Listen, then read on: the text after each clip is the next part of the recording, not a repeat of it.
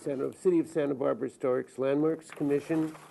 Anyone wishing to speak to the commission from the public may do so at this time for an item not on our agenda. Seeing no one and having no speaker slips, I'll close public comment and move on to the approval of the minutes of first the March 17th meeting. I'll make that motion. I'll second it. Any corrections or additions? Mr. Chair? Mr. Drury. Yeah, that was just a point on page 8 of the March 17th minutes. When the commission suggested adding color, it's, item number 4 under the motion. And I think that perhaps chamfers, they're vertical, correct? Yes. So that's, and I think that we were talking about making the top a pyramid, and the chamfers wouldn't be a part of that, they'd be a part of the column. Oh, page 6, I'm sorry. I'm not sure that was universally received, and that the columns aren't really big enough or thick enough to be chamfered if they're only 12 inches thick. I thought they were really thick. I thought they were like Were they 12? 2 feet by 2 feet or something like that. I know it was discussed, so let's add it into the comments, and Mr. Mahan can then. So not perhaps chamfers, but chamfers on the Yeah, verticals, right? Yes, we did. Whatever you, Yeah. however we can put it. Say that for me, please. I will.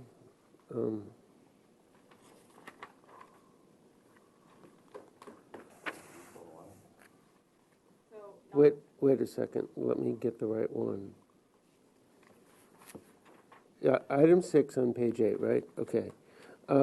So add 7. are we on page 6? 6. 518 State Street, Yes, number 2 under the, yes. okay, so what page? Page 5. Wait a minute. Where are you? I'm lost. What date are you on? I'm 17th. Good. What page? Okay, page 6, under the motion for item number 4, 518 State. Number 2 is a little confusing. Okay, that's the India Bazaar. Right. Thank you. Thank you.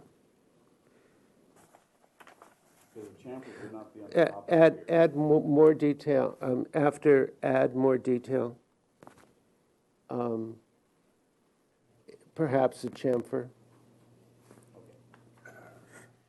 Comma, at.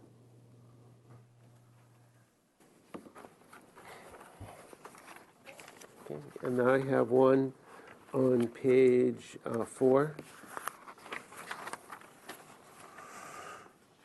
I'm sorry, page 5.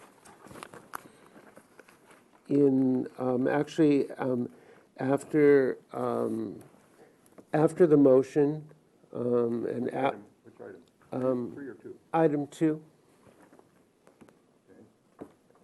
After the motion, Arias opposing, we should insert Judy's comments. Her concern that the ladder proposed as the basement exit was inadequate to provide an accessible exit, and a request for the building official to pay particular attention to this issue. Mr. Chair. Mr. Suding. I have one, and it's on 2 pages. On the first page, page 1, I'm listed as being in attendance till 4 p.m. And if I go to the very last item, which is item number 6 on page 8, 418 and 416 State Street, I have recollection of seeing that through to the end. Is that possible that you're getting that confused with? No, you're gone. Supervisor Rosa, and you didn't come back. That's right. You just left the. Okay, so had we seen that project before Yes. the 17th? Yeah. Maybe that's why I'm confusing. Okay, beg your pardon. Yeah. Thank you. So any others? All those in favor? Aye. Aye. Any opposed? Abstain? Motion carries. I abstain from Pedregosa. And, yeah, sorry, 5 and 6. Thank you. So we move on to the minutes of March 22nd. Make a motion to approve those minutes. Any corrections or changes? Mr. Chair? Mr. Drury? I do not have any corrections, but I'd like some direction. I had written down some comments on the Cabrillo Boulevard project. Item number and page number, please. It's Page 10, I had written them item down 8. for myself. It's page 10. 10. Item 8. Yes. And I didn't get them expressed, so is there any avenue for doing so? Commission comments? Now? Well, did you not, I did not get it done at the meeting? at the meeting. Then this is a record of what happened at the meeting, so Okay. the next Let's- time it comes in, That better, okay, okay. that's the place to do it. Thank you. I do, while we're on that one, I do have under Commissioner, let's see, under 8B on page 11.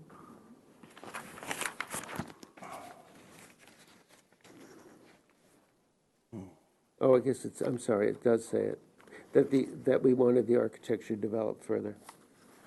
Good. Any others? Well, maybe in B, we should say with the architectural character of the city.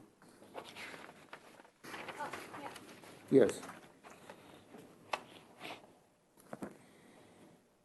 All those in favor? All right? Any opposed? Motion carries. Abstention from 7 and 8, please. Oh, sorry, 6, 7, and 8. The consent calendar, staff? All items were reviewed by Commissioner Mahan and Commissioner Vena. Item A, 1815 Laguna Street. Motion for approval of review after final with comment that the proposed light fixture is acceptable and that the windows to be removed will be filled in with stucco to match the existing. Item B, 1332 Laguna Street, received project design approval and final approval. Item C, 530 Della Vista Avenue, received project design approval and final approval with comment that the proposed windows and clad are acceptable, that they be casement and done to match the traditional character. Item D, 26 Chapala Street, was postponed 2 weeks. 227 East Anapamu Street received project design approval and final approval with comment that the proposed collard and two-twist railing is acceptable and that it should be done in a dark or stovepipe gray. Item F, 9 West Figueroa Street received project design approval and final approval. And item G, 101 West Anapamu Street was continued 2 weeks to the full commission. Can I have a motion to ratify the consent calendar? Make that motion. Are there any questions? Yes. Ms. Arias? Mr. Mahan, on 227 East Anapamu Street, I see that it talks about the windows in aluminum clad. I always was of the impression that we did not approve aluminum type windows in El Pueblo Viejo. I was not aware of that. And I can answer. I think, I think that the clad windows, if there's a custom color in their casements, I think that they're a custom color in their casements and detailed to match the existing, I think that they are acceptable. Commissioners, I did want to, for 227 East Anapamu Street, there was a precedent for those there that was specifically brought up when they first came with that item. That we have been approving them, and in that when it's all said and done, that you can't tell that they were painted wood or painted aluminum. And we're going to, actually, the painted aluminum is easier to get the current energy code and insulation out of than anything else. So we've been approving them for Yes. years. That's So what I, will these be painted then? Yes, yeah, clad means that they have. I was waiting for Mr. Mahan to answer me. These will be painted and disguised, because I remember going over things with other projects regarding the aluminum windows. So there will be this appearance will not be aluminum. once they're painted, unless you scratch through, you don't know whether aluminum. Okay, or well, that wood. answers my question. Thank you. Mr. Chair, I have a comment to make on the it's Anapamu. The 101 West Yeah, the Anapamu Street. 101 West Anapamu Street. This is changing Item G. a single residential unit on the top of a 4-story building to a short-term rental. And I had to make the findings. There were 4 findings that had to be made. I couldn't make the sound community planning finding of when we got testimony from a visitor that there are 25% vacancy factor of hotel rooms in the city and only 1% vacancy factor of rental units. And I couldn't see losing another rental unit, so I decided it should come to the full board. Commission, excuse me. I have one more comment as well. I would like to just clarify the wood and clad window issue. It might be on our historic buildings, we are more strict about keeping with the wood because the profiles are so much more delicate on the original wood windows than the aluminum. And newer buildings in EPV, we see more of the clad aluminum rather than the originals. Thank you. I can tell Mr. Lamone wants to say something. Yes, I think Mr. Mahan raising up the issue of short-term vacation rentals brings me to the issue of the memorandum that was sent to you all last week. And I wanted to give you some background on why you received this memorandum. We are seeing more short-term vacation rentals before each board. And those that involve more than 1,000 square feet is technically the expansion of commercial floor area. And therefore, development plan approvals are required in order to convert them from residential to commercial use, non-residential use. And we did not sufficiently elaborate on a memorandum for DPA approvals. We have gotten into the habit of just stating the findings and not supplementing them with statements of fact. And what our city attorney suggested we do is provide the decision makers more basis for making those findings.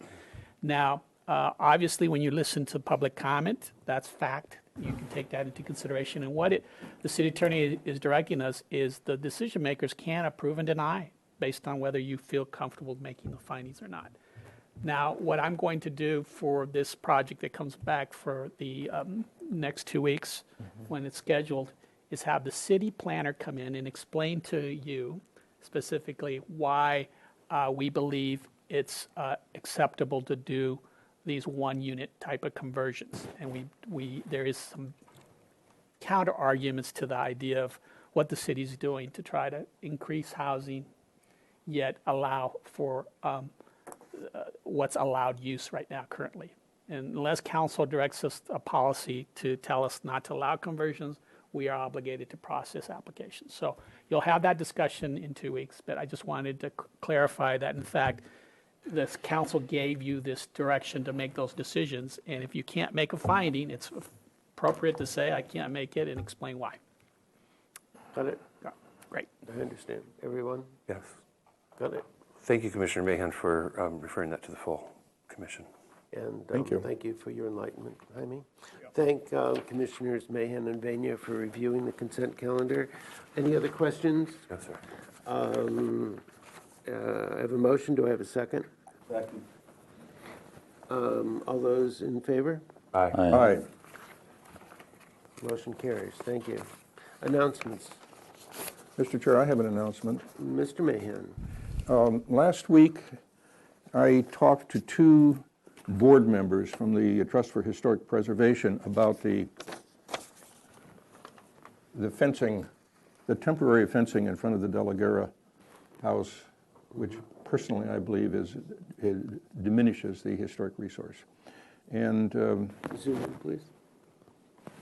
I got a phone call from one of the board members on Monday saying that the committee that reviews the De La Guerra house had met and had agreed that the fence should come down, but they didn't know when it was going to come down. So I would like for maybe staff or this commission to contact the trust, ask and invite the director to come and talk to us about what their long-term plans are. I know we looked at iron railings that we found generally acceptable, and to help deal with the security problems that they have there. And I just would like very much to pursue the trust and encourage them to proceed with a proper solution rather than keep this temporary fence up. Thank you. I have a conflict of interest, so I can't really comment, although I do know what's going on. Can I switch sides? Or Mary Lou, can you speak to this? Do you have the information, recent information?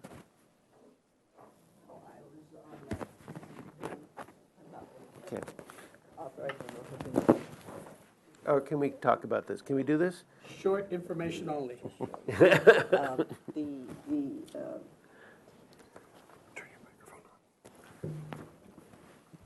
The committee did agree that the temporary fence, which probably would go up in time for Fiesta again this year, would not be continued. I think what has to be clarified is what would be done during Fiesta, because there has to be some protection there.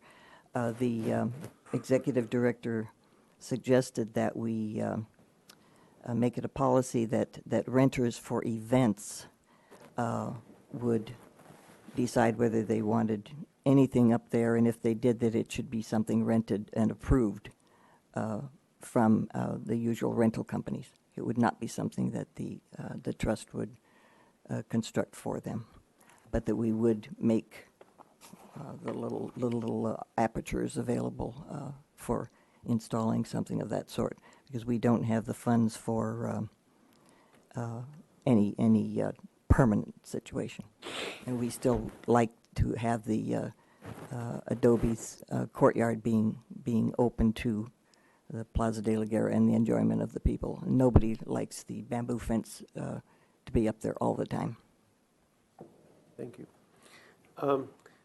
It is being discussed, and they will be coming to us with a proposal. I'm not part of that discussion quite yet. So should staff wait or be proactive and contact? Well, proactive and Okay. say that the issue has been Raised. brought to our attention. And get some we timeline. look forward to their Okay. response. And I think it's appropriate for the commission to weigh in on what's appropriate temporarily and permanently. I believe that the De La Guerra House is number 2 in terms of our historic resources, the mission being number 1. And the De La Guerra House number 2, and it's not just putting up temporary fences and taking them down and putting them up. I mean, I don't think that's acceptable. And blocking it from public view is not appropriate. We don't let mountains be blocked from public view, and we shouldn't let our historic resources be blocked either. So I'm very interested in having a discussion about this as soon as possible. Mr. Chair, Commissioner Reyes. my recollection is that we had a discussion about the fence on this area, and it was decided that it would be a plaster wall with the metal on the top, and that was what was approved by this board. Right. Actually, that has not received an final approval yet. No, It's only been reviewed. but a concept. The A con- concept a was concept acceptable. was I presented a concept, to be honest. Okay, we look forward to their presentation. Thank you. Any other announcements, staff? Yes, so I just wanted to announce that Commissioner Grumbine will be a little late to the meeting today. Okay. Also additionally, 22060 Santa Pamu was reviewed on March 22nd, and that one was for comments only. But I did want to remind the board that even when it's comments only, we need to make a motion for when the item can return, even Oh, if we okay. can't make an approval. So for that specific item, the applicant requested to return in 4 weeks, which will be April 19th. Okay, But just for future, when we do comments only, catch us. I Okay. will. Mr. Chair, Mr. Sudi. I will not be able to attend the meeting of April 19th for staff. Mr. Chair, Mr. Drury. I'd like to bring up just a point. There was a discussion about, and we reviewed the plans for the pedestrian bridge over Mission Creek and Cabrillo Boulevard. Now there's a permanent one, or a semi-permanent one, that it seems to be either approved or wants to be approved by various, and it's a view blocker. And I think... Commissioner Drake, may I comment on that? Please. I have some recent information. My understanding is that after the storm events, that there have been concerns about the stability of the bridge, long-term stability of the bridge, and they're now recommending removal of the temporary bridge as rather than enhance the foundation. Right. So I think that's the latest. Thank you. Is that reliable information? It is my understanding that that's going to be happen. So again, that's why it hasn't come before you. There's not a proposal yet to keep it as a permanent bridge yet. I have one last announcement. We're on schedule to go to the City Council on April 18th to ask that the infill design guidelines be adopted and in effect. So we're going to carry forward your recommendation to adopt. It's not necessary that the commissioners be there, but you're welcome to attend. We're going to explain the guidelines and hopefully council adopts them as presented. In addition, we're working with on some additional submittal requirements for specifically AUD projects. And you'll see that we have a draft handout that we'll share with you soon that will explain the expectations on when applicants are required to submit additional context and visual aid requirements. And we're going to follow up with asking that AUD projects put up a poster sign with a rendering of the project. So that's going to be an additional posting requirement that we impose on the projects because, again, the concern that the public isn't aware of what's being proposed. We'll see a rendering up there on the block and it'll be more visible. So you'll be seeing that very shortly. And that was a request of the ordinance subcommittee. Actual council, when they talked about story poles, they asked that we look into that. Yeah. I have a request. I made a big issue about a telephone call last meeting. Your telephone should not be on the table. You should not take a call while you're during a meeting. If you have to take a call, please leave the room and don't come back until the item is over. It just doesn't look good. It looks like you're taking a call from someone and they are trying to influence your vote. It's a violation of the open meeting laws as I understand them. The other thing is, when an applicant's making a presentation, other than a point of order such as, please show us the site pictures or could you tell us what page you're on, please don't interrupt the applicant. Don't provide additional information. Don't show, it's just don't interrupt them. Just let them get through. If you have questions, write them down, and you'll have a chance to answer questions. Please.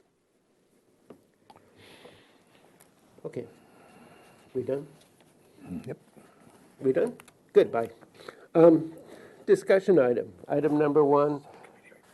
Subcommittee reports. There seems to be a necessity to remind the sign committee members that they have a meeting to attend. Yes, I have Ms. Dance's phone number. Hopefully she will have mine.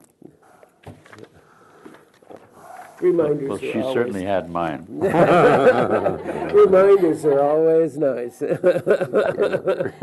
She was a stern taskmistress.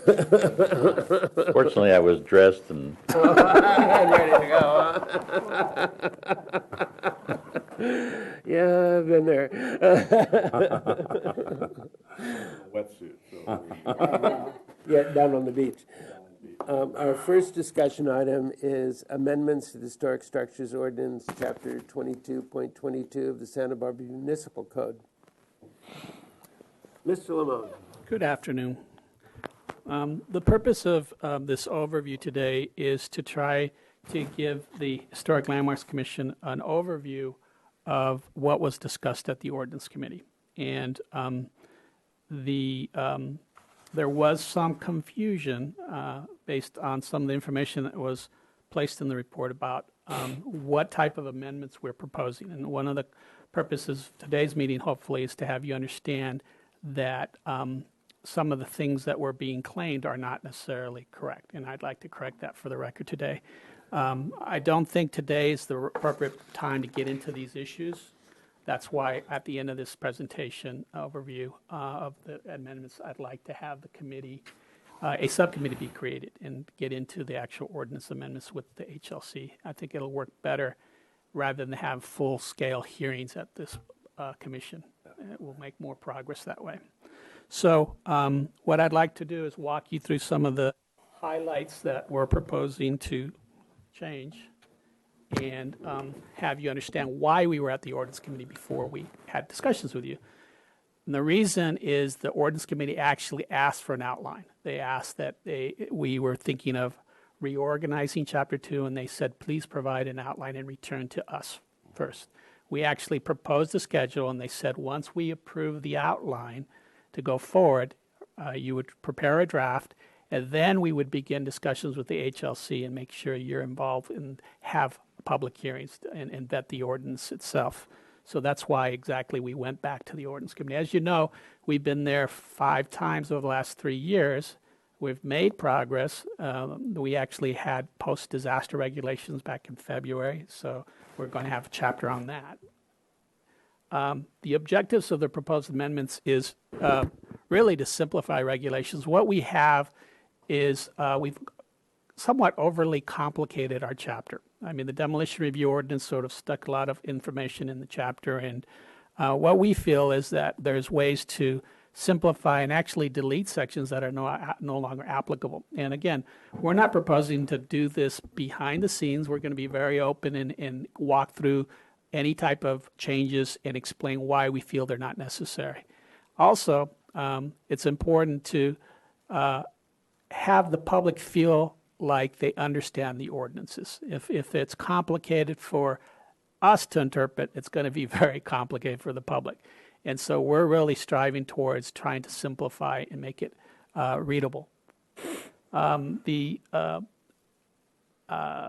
of the emphasis behind doing this is to establish historic districts. It's not just putting a line saying the commission can create a historic district. There's an actual process and procedure in place that should be identified in an ordinance, so no one, including the public, is confused about how they can initiate a district. And we expect to have specific, clear process in our ordinance as well as in our administrative regulations as to how we go about creating these districts. And one of the things that we're also including is special design districts. Special design districts, we believe, is a overlay that can be used to protect neighborhoods. And the special design district overlay was actually used around the bungalow district. The Lower Riviera Special Design District was created because it was an interest step. We knew there was a historic district in that neighborhood, and before we completed the survey, we thought it needed protection, so we created this Special Design District to protect this area.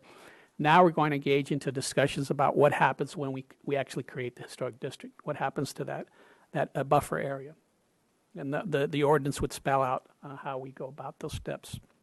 Feel free to ask me questions if you'd like, but one of the things that we're going to do with these ordinance amendments is actually adopt our historic resource guidelines that you've already reviewed. And we're very excited about trying to actually have them as adopted guidelines. We're using them now, or our historian is, in evaluating projects.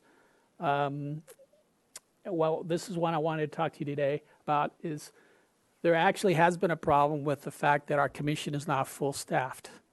We did not achieve a good recruitment, and we actually canceled the meeting. So I proposed that idea that we actually have a reduced quorum if we're down one or two folks, because it makes sense. If we only have 7, why do you need 5? Why couldn't we adjust it down to 4? We might not have canceled the meeting if that were the case. Now, this would only take into effect when there was a reduced membership. Hopefully, we'll have a recruitment come up here and we'll have 9 again, and it won't be an issue. So I wanted to share that with you. I don't want you to not be aware that that will be a proposal. Mr. Lemon, I have a question. Yes. I'm sure you're aware of the quantity of commissioners that are either termed out or their term is up. So are you starting the recruiting? Well, we have a mid-year recruitment that's about to take effect, and so we'll be hoping to have 2 commissioners appointed to fill the vacancies. Well, it depends on whether we switch over Anthony. I think he's going to apply for the historian position, and if he's not the only historian, that may happen. He might be appointed to fill that position, so then it causes a vacancy. Question. Yes. Has staff given consideration to asking the city council to put on the November ballot a change to the charter and reduce this from 9 to 7 members, like all of the other commissions and boards? Not at this present moment. We're not proposing that.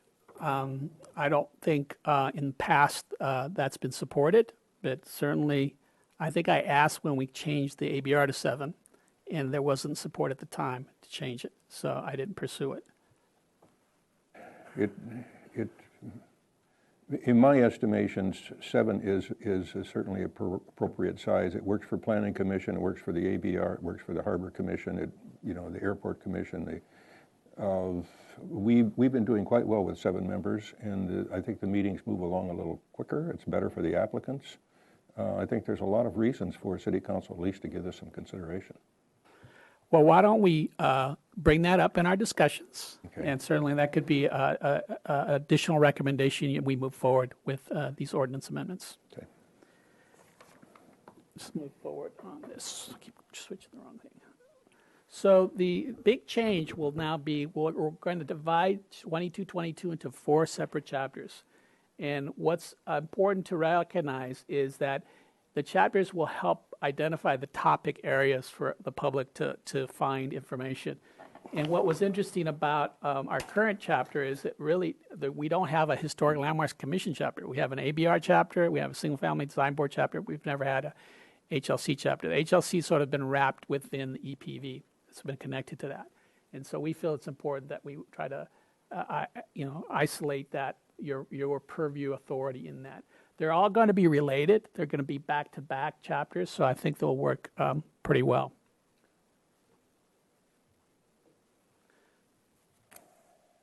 So the first chapter will be designation, preservation, historic resources. Again, most of this will be just moving sections over. You won't have a lot of changes in that chapter. What I am identifying is a couple of changes that are new. We are going to revise the way we do identification for historic resources. I think one of the issues that came up was the fact that our urban historian did not have the authority to initiate a listing or a designation under that ordinance.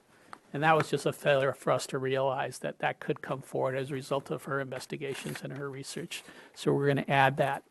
We're also going to look towards emphasizing designation versus listings, because what's happened is we've created a potential list that's sort of unmanageable. If we continue just to add things to the potential list, we won't get the potential list down to the point where it's impossible to designate in the quantity. So Nicole will actually be working with the subcommittee to try to do some mass designations to get those properties that we feel are eligible for designation and just get them designated rather than have this big waiting list. And as you know, we have repair and maintenance provisions that we're going to insert in here that deal with how we deal with damaged property. So they'll have consistency between chapters. Now, this is a change that we're proposing with the demolition review ordinance. We actually mimic the CEQA standard, which is 50 years when we adopted the demolition review ordinance. Sorry, thanks for pushing the wrong button. So what we're asking for a change is, rather than sift all the properties that were constructed in the late 40s, 50s, and now up to 1965, we would just like to just sift the properties that are pre-1941. And the reason we're doing that is because every building permit that comes in for review, we have to check to see if it's significant historically. And the question has been brought up, are we ignoring those historic buildings that are significant, that were built in that era? No. What we're saying is the chances are that they're not as significant or not as commonly significant. But we would like this commission to identify them rather than just wait. Do you know where they exist? They're mostly in downtown quarters. I don't know if we have a lot of homes that are significant in that era. Yeah, We do? San Roque. Well, in the 40s and 50s? 40s, yeah. Yep. I thought we had 30s and mostly 40s. 30s. Actually, it was mostly built in the 30s. Most of the buildings over there, a lot of them. A lot of Actually, them. the 50-year period, Palm Springs is considering reducing that to like 35 to 40 years because they're identified as mid-century modern as being significant to that particular city. And there are some significant mid-century modern buildings surviving in this town here and there. So Do you know where they're at? what used to be Danica House, I would consider, I mean, that's an outstanding example of, actually, was that built in the late 60s, early 70s? Ladd and Kelsey House on Santa Barbara Street. Yeah, That was done in the 60s. yeah. So there are, and, you know, as we move into the future, things that were built in our lifetime become historic, as scary as that is. When you get as old as me. Some of the things we've designed become historic. Also, you put in perspective about where we're in California calling old compared to the East Coast. Well, yeah, You know, so- but again, that's a national standard, is the 50-year. Well, we're not changing the CEQA standard. We're not saying that. We're just saying for the purpose Cities of of sifting, evaluation over the counter, it becomes overwhelming for us to have to look at every permit that gets So issued. would that affect us designating structures of merit? No. What it does affect is the purpose of this ordinance was to prevent demolition over the counter of structures that we wanted to evaluate before a permit was issued. Well, that'd be something for the committee to discuss. Yes, and I think it's definitely debatable about whether that's a good thing or a bad thing, but we believe that we can do a thematic survey and identify the community structures of that era and say these are the ones that are important for those eras. Okay. Okay. One chapter will deal specifically with historic and special design districts, identify the boundaries, purpose of every district, and how one gets one created. Now, this is one change that we are talking about, which is classifying El Pueblo Viejo as a special design district, and not having to change the charter. We still can identify it with the same boundaries and same level of criteria for review in that district. But what we don't want is to identify historic and landmark districts. I think that's confusing to the public, and we'd like to just identify them either as historic or as a special design district. So it'll still be known as EPV, but it'll be a special design district. And the Brinkerhoff area would also be identified as a historic district. We don't think it makes sense to call it a landmark district when they're all structures of merit. Again, I think that'll clean it up for our purposes. Again, I spoke to you about post-disaster protection. We're going to have an ordinance. One of the things that still remains on that discussion with the ordinance committee is penalties and fines. Some communities actually have penalties in thousands of dollars if you demolish a building without approvals and/or development restrictions for 5 years to make you not be able to develop for About 5 tar and years. feather. Well, that's a big, so one of the things is we're going to still need to talk about that with the ordinance committee on. That's what I was talking about, the key remaining questions. What kind of penalties? And the HLC chapter, again, one of the confusions was that we made an attempt in the outline to identify a need to understand what are considered minor alterations versus substantial alterations. And we do that for the purposes of determining what level of review it should have. And what we're trying to establish is a recognition that if we add 1,500 properties under the purview of the HLC because they become historic districts, we have to deal with quantity of applications and properties. We can't have every contributor historic district property before you having be evaluated. We would like to have an ability for our historian to actually make some decisions. You have approved resource design guidelines. That's her blueprint. If she follows those guidelines, I think there are going to be good decisions made.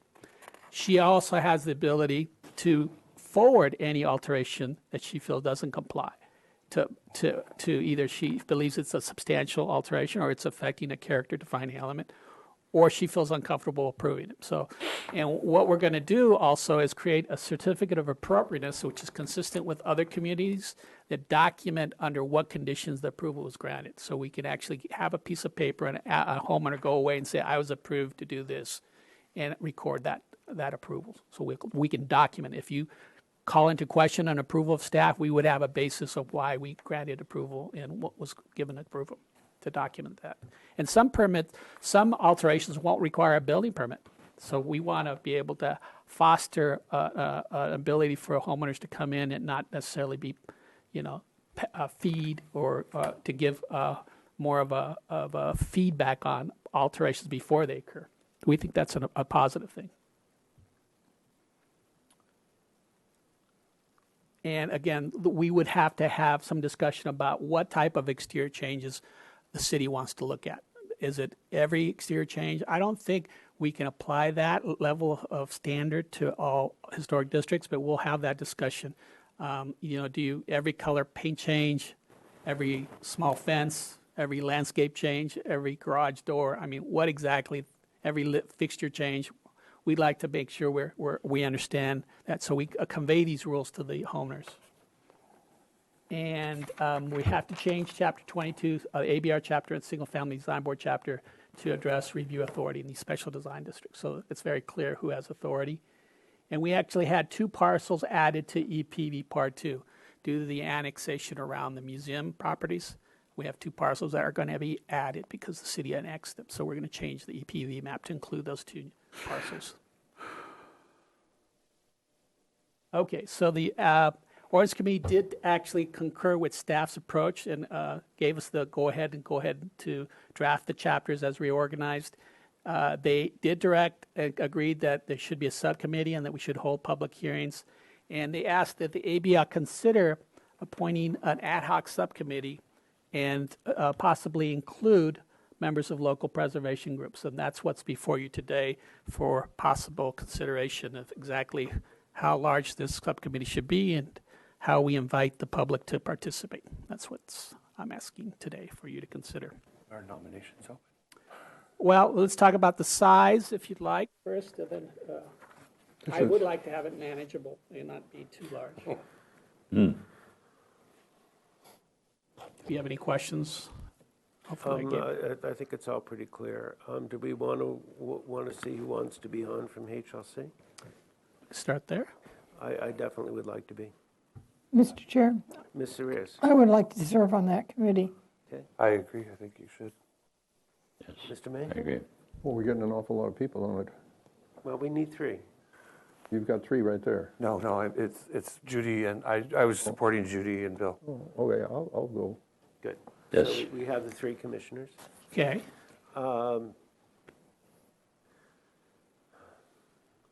The 1 or 2. So we get to choose, or they get to volunteer.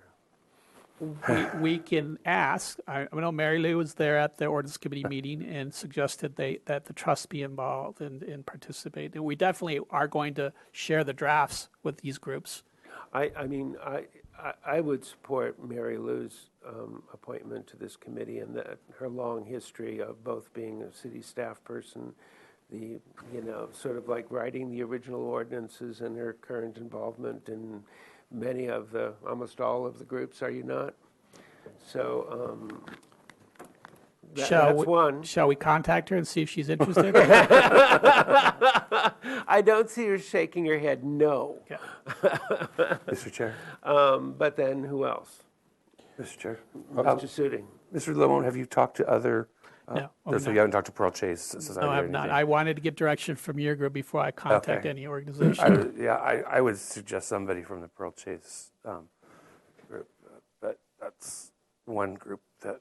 Steve Doty, the president, Okay. could be asked. Another person that would be good would be Sheila, Oh, Commissioner. Absolutely. So if you would please contact Pearl Chase Society. I will. Thank you. so would we have a liaison from Planning Commission? I can certainly ask Ms. Lodge if she would like to participate in those discussions. Yeah. Wear two hats. That would be Question, good. She's been, yes, Judy. I didn't mean to interrupt you. That's okay. Go ahead. What about the AIA and all the other organizations that reviewed the guidelines? Well, again, in order to have these conversations manageable and make progress, what I would like to offer is that we have the right number of public hearings that would actually vet the ordinance. And when we have a public hearing, we can have it outside the commission's hearings where we invite the public to comment. And just like any other group, they could come in and weigh in on the ordinance. I take there's probably going to be several times where we have drafts and respond to public concerns. I have a suggestion that the PowerPoint that you just presented, copies be sent to the members here that have indicated they are interested in being on the committee. We can do that. Good point. Okay. And one last point of order. We would like to make progress, so I'd like to move forward and possibly try to arrange for some meetings this month. And if I could arrange times and meeting locations, I will let you all know. And hopefully we can, again, that's part of the reason of the size. Thursdays after HLC meetings would really work nice for me. Wednesdays. No, Thursdays. Thursday. Oh, the Thursday after, I gotcha. Thursday Oh, after. got it. Okay, Tuesdays, I have a conflict with Palm Springs sometimes. okay. So Thursday mornings preferably? Preferably. Okay. Does that work for you, Jody? Not necessarily, but I'll have to arrange my experiments. Okay. And, Sometimes it's hard for the public to get to morning meetings. It's true. I'm just thinking about consent calendar, that lady that came to speak, and she said if this was in the afternoon, I could have a lot more people here. well, my purpose is to have working meetings. It's not necessarily to take public comment. To be honest with you, there will be, Meeting, and then we'll have a special public. yes, and there'll be opportunities to weigh in on, but I want the committee to do its work and to give direction to staff. And then once we prepare different versions, we can say, now we can have a hearing on this draft. Mr. And Chair. listen to public comment. Mr. Chair. Ms. Arias. Mary Lou, since you've been drafted, would you come up and enter in on your convenience for when you can meet? Because you are probably the most authoritative person on the ordinances. I can be available, several days. I would object to 8 a.m. No, No, Can't do that. 10. 10, yes. Thursdays are usually quite good. My other kinds of meetings are usually a little later in the day. Thank you. Okay. Well, I'll get back to you with some emails and hopefully we'll make movement. Thank you. Great, thank you.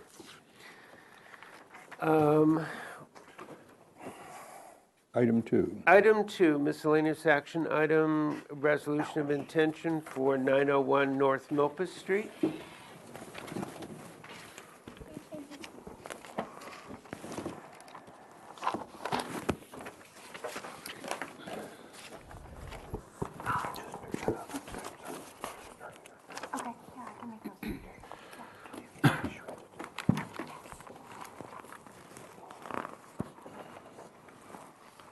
You ready for me?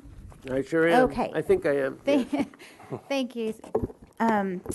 The first, we have 4 landmarks getting ready to come through the process for designation. The first one in front of you today is the Live Oak Dairy at 901 North Milpas Street. This was constructed in 1939 in the streamlined modern style and designed by noted designer Alex D'Alfonso, and is significant for its historic and architectural influence on the city. And we request that you set the hearing date for May 3rd, 2017 to recommend designation to the city council. Are there anyone from the public wishing to speak? Open public comment? Seeing none, I'll close public comment. Any questions from the commission? Mr. Chair, Mr. Drury? we should probably do a paint analysis on that cow. I think there's some question whether the cow is included in the Since designation. 1940, it's been painted regularly every year by various high Or twice, schools. sometimes. Wasn't it painted every week, depending on who they were playing that I week? think the cow would have grown, but Much bigger than it was originally. Mr. Chair, I think this is a really, really important building to designate. It speaks of California. It does. In the 30s, my parents were always coming to California every summer from Iowa, and I can remember California was this kind of stuff, these round, this, what they call streamlined modern. I think it's a really Orange important Julius building were for fine, Santa too. Barbara. Should be Mr. Chair. designated. Oh, Go ahead. question. 5, 10 years ago, 8 years ago, they were doing some work on this building, I think re-stuccoing it. Is that correct, Mr. Lone? Okay, and that's finished and done. Okay, thank you. Also should be noted in any report is when this was built as a dairy, it was like state-of-the-art, and there were certain ventilation Oh, yeah, systems. the flyless, yeah. Yeah. I had that, Alex Cole and I put that together because she wrote flyless dairy and I couldn't figure out what she meant. So there was nowhere I could figure out exactly what made it flyless, and she explained it all. So we all have, it is in the report. Oh, good, because that's an important piece of our history. Any comments? Go forward. Can I have a motion? I'll make a in this motion. Sure, I'll year? make a motion for a resolution of intention 2017-04 is submitted to us. I hope I don't have to read all these whereases. No, just this part. Now therefore be it resolved that the Historic Landmarks Commission intend to hold a public hearing on May 3rd. I don't think that's, is it May 3rd? You're gonna hold Yes, May 3rd, it's in. May 3rd to consider a recommendation for designation of Live Oak Dairy, 901 North Memphis Street, Assessor's Parcel Number 29313015 as a city landmark. Second. Any discussion? All those in favor? Aye. Aye. Any opposed or abstain? Motion carries. Item 3, miscellaneous action item, resolution of intention, 1301, 1303A State Street. Nicole? Yes, thank you. This is another streamlined modern style building designed in 1951, designed by the internationally known furniture designer Kem Weber, and it is significant for its historical and architectural influence on the heritage of the city. And we would like to have the designation, the consider recommendation of the designation of the building on May 3rd as well. Thank you. Is there anyone from the public wishing to speak? I'll open public comment. Mary Lou, please come forward. Thank you, Mr. Chairman. Mary Louise Days. I was the staff when, for the commission, when I think our office was on Chapala Street, and someone, I think, in the Public Works Department counter gave permission for, I guess, the owners to remove the monument bench that was out in front. And it was such an important part of this corner complex, and apparently whoever was staff looked at it as part of street furniture and ignoring the fact that it was in El Pueblo Viejo. But I remember how upset Dr. Gebhard was. And it's too bad we don't have it anymore. Do But, you have a photograph of it? oh, yes. In fact, it's probably in the not that one, but the first edition. And there would be other photographs of it available. It was a bench, and I guess the owners thought it was a nuisance. It was right out, just adjacent to the public sidewalk. Could a photograph of that bench be included in the resolution? Yes, In I'll case look, we or in the should want staff to restore report. it? Yeah, Yes. I'll look for it. Yeah. Any others? I'll close public comment to the commission for questions. Any questions? Comments? Mr. Chair, I make a comment that when I was first in Santa Barbara working for Robert Ingle Hoyt, he took me over to look at this particular building. He knew Weber quite well. They both lived on Mission Canyon. And we stood across the street, and he said, "You see how this building doesn't obscure the Arlington Tower?" Whether Weber planned it that way or not, I don't know, but Mr. Hoyt was very, very interested that it didn't obscure the tower, and that it was curved and it's lower than the building behind, and very sensitive to the historic resource. Without matching it in style. Yeah. Exactly. Yeah. Mr. Chair? Mr. City. Yeah, this is, I think, one of those buildings that we were talking about in the 20th mid-century modern, streamlined modern, that is important to preserve. So I would like to make a motion if there are no more comments. Okay. That the commission therefore be it resolved that the Historic Landmarks Commission intends to hold a public hearing on May 3rd, 2017 to consider a recommendation for designation of the Kem Weber Building 1301, 1303A State Street. I don't think I need to read the APN, do I? Okay. No. Thank you. Is there a Second. second? Any further discussion? All those in favor? Aye. Any opposed or abstain? Motion carries. Item 4, miscellaneous action item, resolution of intention for 214 East Delaguerre Street. Thank you. Oh. This is known as the Ignacio House, constructed in 1875 in the Italianate style, and from 1908 to 1922, the home of Luisa Ignacio, a Barbareño Chumash, and last speaker of the Barbareño Chumash language. It is significant for its historic and architectural influence on the heritage of the city. And we also are looking at May 3rd as the designation hearing in front of the Historic Landmarks Commission. Thank you. Also the 11-pound baby boy that was born. I didn't add that. Well, if you please add that into this. Is there anyone from the public wishing to speak on this item?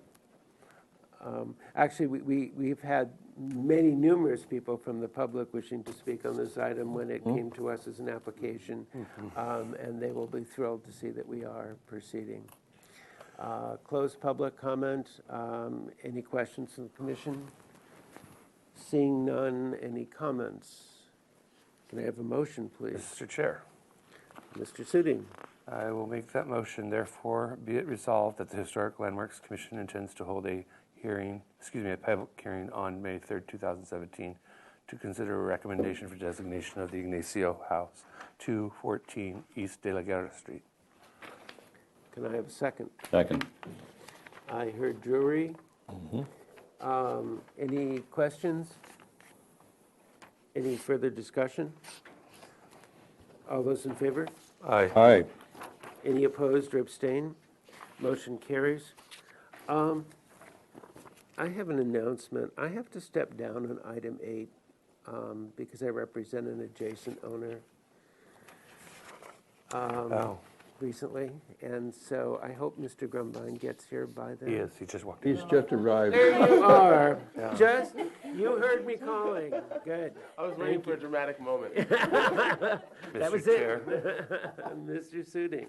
Thank you for reminding me. I will also have to step down on the Cabrillo Ball Field for the same reason. Is this item 8? Yes, Yeah, sorry, item 8.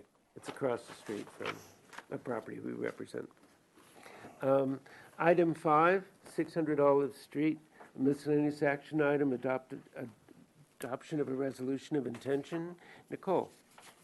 Yes, thank you. This is the Arnaldi's Restaurant with its distinctive ashlar cut sandstone on the corner of Olive and Coda Streets, and it's constructed by Giuseppe Arnaldi, a noted Italian stonemason in Santa Barbara, and is significant for its historic and architectural influence on the heritage of the city.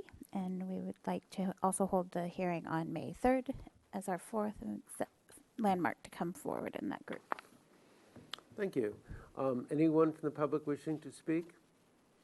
Seeing none, I'll close public comment to the commission for questions. Comments?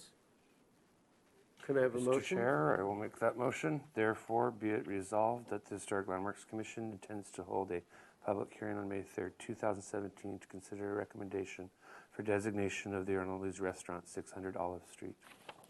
Can I have a second? Second? Vania, second. Any further discussion? All those in favor? Aye. Any abstain?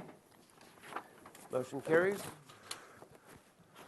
Item 6, a miscellaneous action item, resolution of intention for 1809 Mira Vista Avenue. Staff. Yes, thank you. This, you did hear a preliminary concept review, and the house did sell to the owner, and they're going to come forward with a project next meeting, I believe. So we need to designate them. So we have jurisdiction over the property and to review it. This house was at 1809 Mira Vista Avenue, was designed in the Tudor Revival style by Sewell Murphy and Hastings, and is significant for its historic and architectural influence on the city. And we'd like to have that public hearing on April 19th. Thank you. Thank you. Anyone from the public wishing to speak on this item? Seeing none, I'll close public comment. Questions from the commission? I have one. Yes.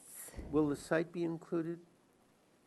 What are the Yes, we designation boundaries? We usually do. The entire parcel? You know, yeah, we usually do the entire parcel unless there's specific things, so that there's compatibility. But this designation is going to be, the report's going to be done through the Historic Structures Report because they hired Post Hazeltine to do Okay. it. So I was going to just present the report, designation, and project all on All at the the same time. 19th, Okay, just okay, to good. streamline it. Okay, good. That answers my question. Thank you. Any other questions, comments? Seeing none, can I have a motion, please? Mr. Chair, Mr. Suding. therefore, be it resolved that the Historic Landmarks Commission intends to hold a public hearing on April 19th, 2017 to consider designation of 1809 Mira Vista Avenue. Can I have a second? Second. Vania, second. Any further discussion? All those in favor? Aye. Any opposed or abstain? Motion carries. Our next item is an archaeological report for 208 Oceano Avenue. Do you have a staff report?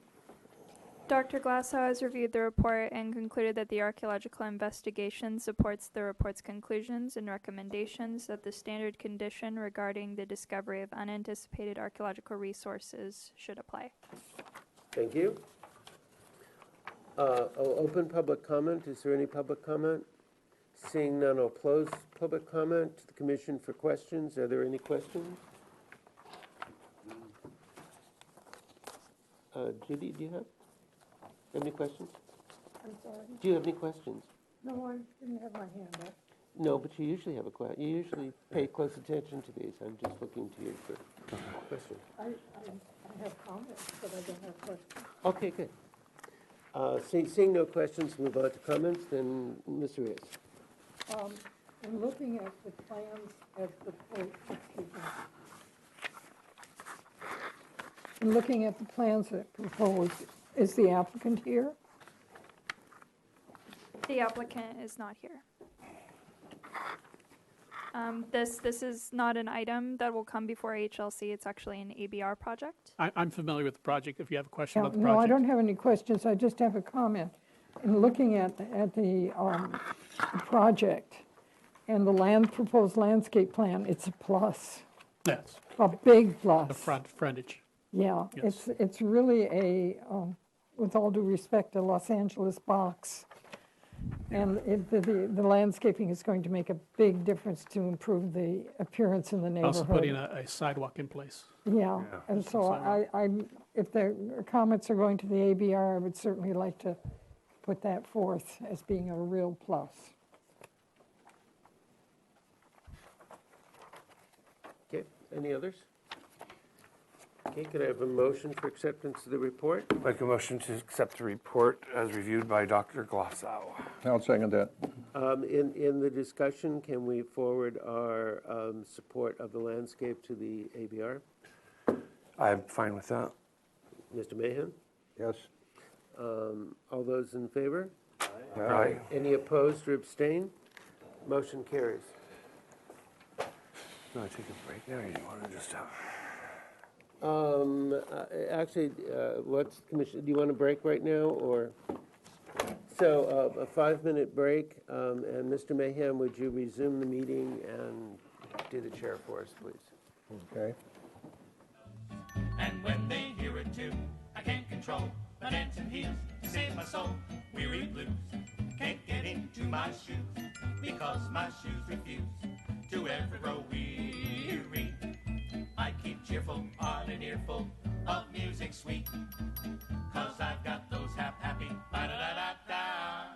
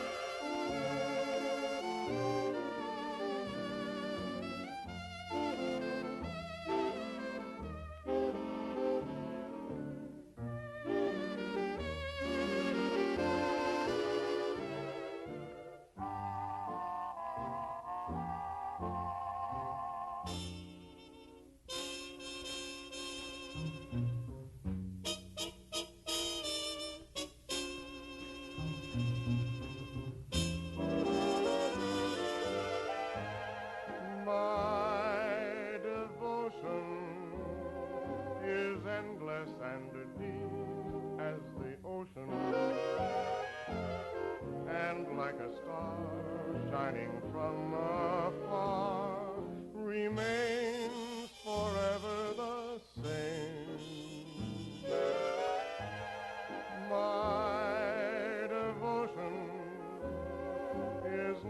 just a sudden emotion. It will be constantly burning, and your love will kindle the flame.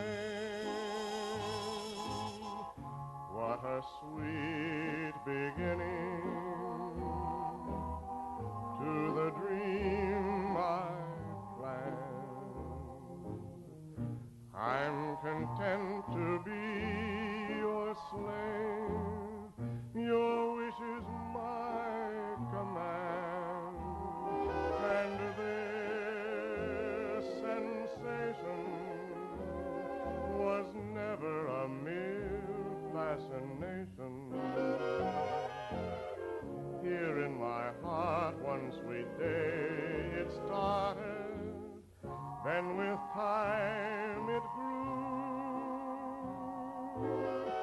my devotion to you.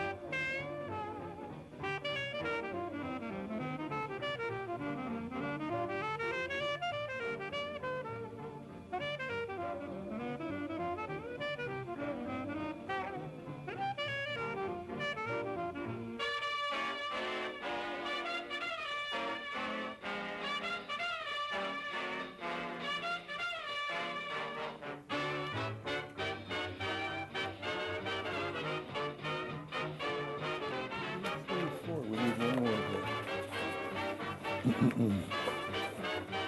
So now we can. Now we can. Where's Drury? Go get him. Get going.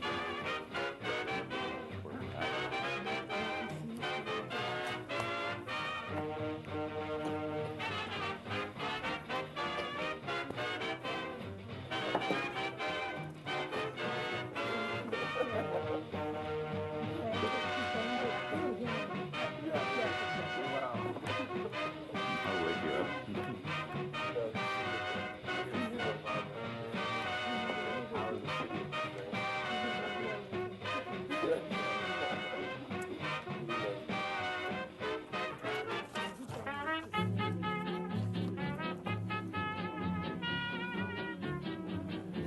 You're here, Mr. Drury.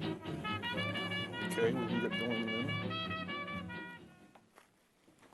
Okay, this will be, we'll reconvene the Historic Landmarks Commission, item number 8, Cabrillo Ballpark. Give your name for the record, please. Courtney Miller with CJMLA, landscape architect. Katie Klein with CJMLA as well. Thank you. Justin Van Mullen, Parks and Recreation. Okay, thank you. Do we have anything from staff? Okay, I have the minutes here from our last meeting, and I'll read through them. The project has come a long way and is keeping with the HLC comments from the last review. Consider adding benches to the path loop. Consider a more curvilinear path along Cabrillo Boulevard. The Commission appreciates the openness with respect to safety and security. The commission approves the use of brown color paint for the fence rather than the Malaga green. The commission finds the project compatibility analysis criteria and are generally met as follows. This project is in compliance with the city charter and municipal code. The project is compatible with the architectural character of the city of Santa Barbara. The project is appropriate in size, bulk, and scale. The project is sensitive to the adjacent historic landmarks. The project does not impede public views of the ocean or mountain. This project may appropriate use of open space and appropriate landscape. That was pretty substantial. So if we start with the presentation, and we'll, I guess. Just a quick note, Mr. Chair. Yes. Just wanted to let you know this project has had 8 public hearings. It's also had 2 stakeholder meetings. We've had a very long process, a good process, and we've received approval from Planning Commission. So we are here today for project approval, and we're hoping for project final if possible. Okay. Hopefully we can give you that. Okay, there's, I mean, really not too much here, but you could go through the items and address the comments of the commission from the last meeting. Great.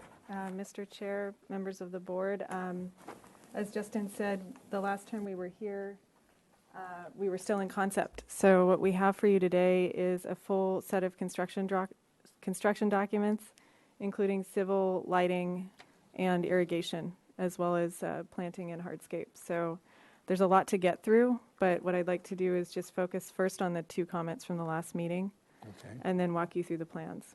Okay. So first, consider adding benches to the path loop. So that is something that we've studied pretty much since the beginning of this project. And because of the location of this site, it's somewhat of a tricky element. But what we wanted to do was provide a balance between providing resting places for people using the park, but also prevent overnight stays on those benches. So the compromise was what we're calling resting boulders, I think is the term. So something like this, probably a little bit larger than that. And what we did is we kind of peppered those around the site. So I can point them out to you here. So here, there. So they're kind of, dispersed along the walkway along Cabrillo. And then I think there's one in this zone. And the idea was to focus them mostly around where the exercise equipment was. So there's people make the loop around. And there's a couple on the corner too.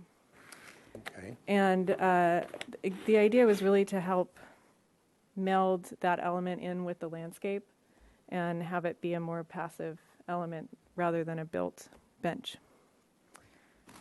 Okay. And then secondly, the comment regarding the curvilinear paths along Cabrillo.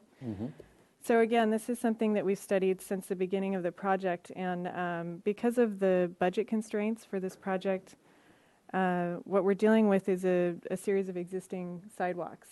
And the goal was really to minimize the amount of improvements to those existing sidewalks and really focus on safety and accessibility improvements.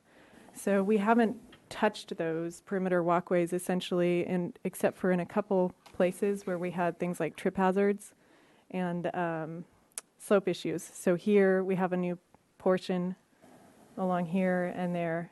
And the other thing that I'll mention too is we really didn't want to modify that existing linear walkway around the entire perimeter. So if we were to curve this one, then we would probably want to study curving the rest of them, which would go kind of against your traditional sidewalk alignment. And then thirdly, we're also up against a little bit of a grading issue over here. So in this parkway, we have, it slopes actually down from Cabrillo quite a bit. So if we were to curve this walkway, we would have to then address grading, which would, have a cost implication. And then we would also impact the existing drainage infrastructure on this side of the walkway. So with that, we chose to keep it as is. And those were really the two comments that I think we needed to address. So I will then walk you through the plans.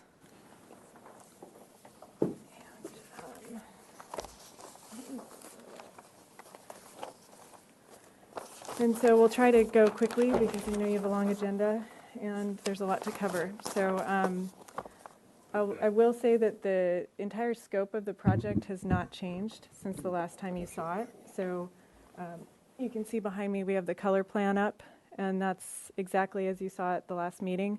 The only thing that we've done really is make small refinements and address things like construction details and grading and irrigation. So I'll show you just a couple of sheets, and if there's anything else that you have questions on or would like to see, I can definitely walk you through those as well. Okay. This is our construction layout plan, and you can see the key map here. So this is the westerly corner, the rainbow gates over here. So this, I just wanted to show you kind of a general layout for our fitness equipment pads. And then we have our materials board, which each of you should have a copy of this, that indicates the color and score pattern for those pads. So just really simple square score pattern, and then we're looking at using the sombrero buff to kind of go along with most of the other improved hardscape areas, excuse me, along the waterfront. All of the sidewalks will be natural gray to match the existing sidewalks. And then we also have components like bike racks and the boulders that I mentioned before that are sort of peppered around the project site. And the bike racks, this was actually something that was a comment from Planning Commission. They asked us to spread them out a little bit better across the site so that they weren't all located in one place. So bike racks here, and we're looking at the hitching post style in the Malaga green. And the idea there was to really keep the profile minimal and preserve that sense of openness that's already exists within the park. We also have pedestrian lighting, but I'll walk you through that as part of the lighting plan. Okay. So skipping over to the other corner, same elements here. We have two more circular hardscape areas with exercise equipment, and then our gateway corner plaza feature, which has a smaller, more, I'd say, I guess, more enhanced hardscape design. So it has a smaller diagonal grid with a picture frame around the edges, and the finish on that would be, I think, a light sandblast, and that would be here. In the same color, the sombrero buff. And this just shows you general layout of our mow curbs as well, which will make more sense when you take a look at the planting plan. Okay. What is that? Those are the mow curbs. So this is a concrete, 6-inch concrete curb. I see. So those help delineate the planted landscape areas from the lawn areas, so that those mowers have something, a nice clean edge to move along, easier for maintenance.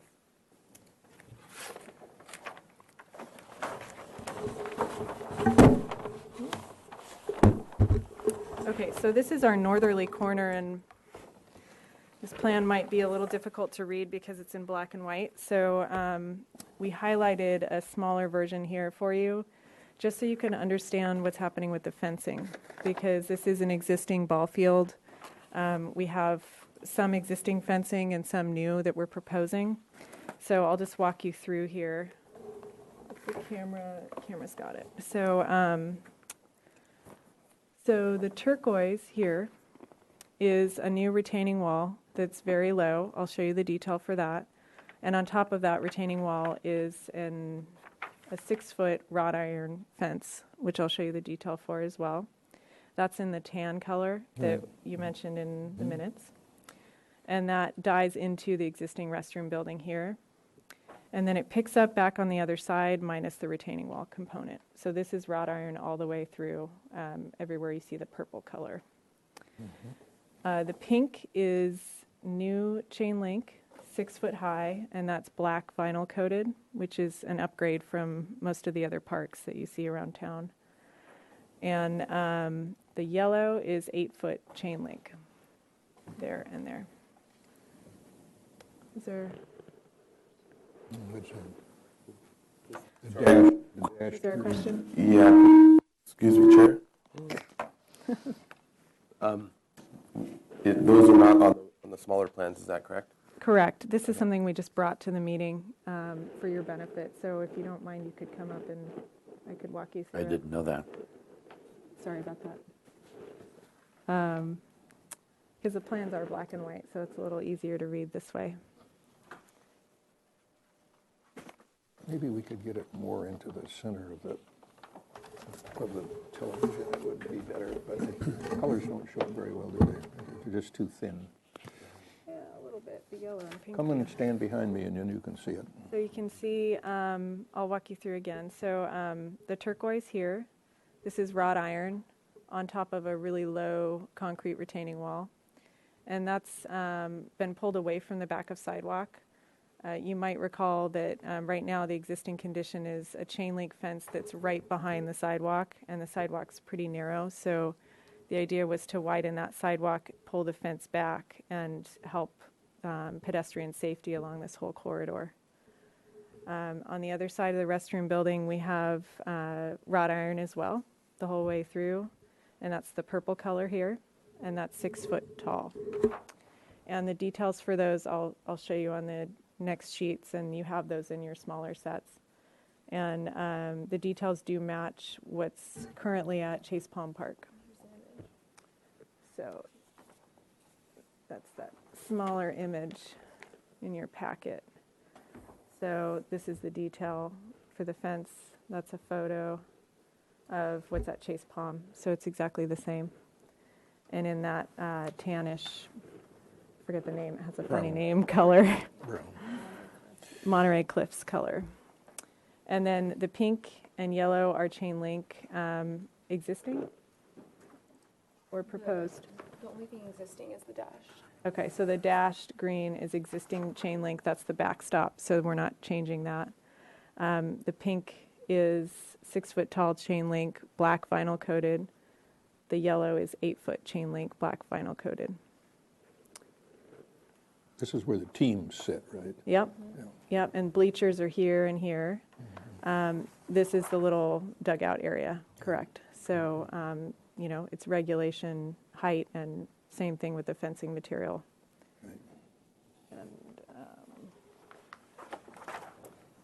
here's just some quick images to show you some of the other parks. This is Pershing Park, ball field. But we're doing the black vinyl coated, which is much nicer. Okay. So I'll show you the details here. This is our chain link fence. Again, black vinyl coated, 6 foot high. The gates that correspond, same material. This is our combination retaining wall and wrought iron fence. Simple detail, it has a chamfer cut on the top or chisel cut on the top. And here's some better images of that. So that's the chisel cut. This is the same color we're using. And then we have a cap detail on the post caps.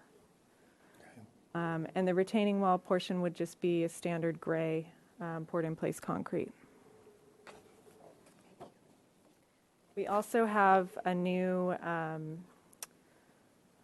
few stairs and a ramp in front of the restroom, which I can flip back and show you, but this is the handrail design for that stair and ramp. And then there's an enlargement here of the handrail extension. And did that match something? So again, matched Chase Palm. So it's this tiny That can be picture green there. or brown? And that, I think, would be brown to match the fencing. So it'd be that same Monterey Cliffs color. Okay. I think that's it on this page. And now I'm going to, actually, I'm sorry, you're right. So more fencing details. These are the double gates that are leading into the new ball field. And single gate, same thing. And this is just the same fence detail without the retaining wall. And then I'm going to flip all the way to grading and show you a couple elements there. So just so you get a sense of the two lawn mounds that we have designed, those range, they start out at about 4-to-1, and then they steepen a little bit at the top so that it's a little bit more fun to roll down, or, you know, easier to lean against. So those are here and here. And then civil details for the stair. It's just a very basic concrete stair. Same thing with the ramp, and that's the bottom of the retaining wall. And lastly, lighting. So as we had before, we have pedestrian lighting that runs along the south side of the site here. And that is the city standard dome style fixture. Do you want to grab that? Oh, it's on this sheet. If you could pull that over. So it's this one, and it's the 14-foot tall model, which is the pedestrian scale. And that would be the green color at the top, and gray post, right? Yeah, concrete. Concrete. Precast, yeah. And so in addition to that, we have some selective accent lighting at the corner here, which will feature our hurricane or El Nino palm, which Katie will describe shortly. And then we also have a few downlight fixtures that will be hidden underneath the eave of the existing restroom building, so they can kind of wash the front of that restroom building wall and help improve safety in that area, because it's pretty low and dark. And so that comprises my part of the presentation. I'm going to turn it over to Katie, and she'll describe the planting for you. Right.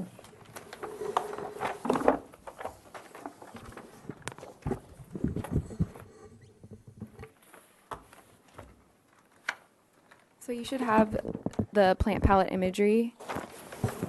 We handed out a couple of them. Looks like this. If you want to turn to that. So for the concept, it hasn't really changed much for the planting. It's still the idea of having these ornamental grasses as kind of a way for wayfinding.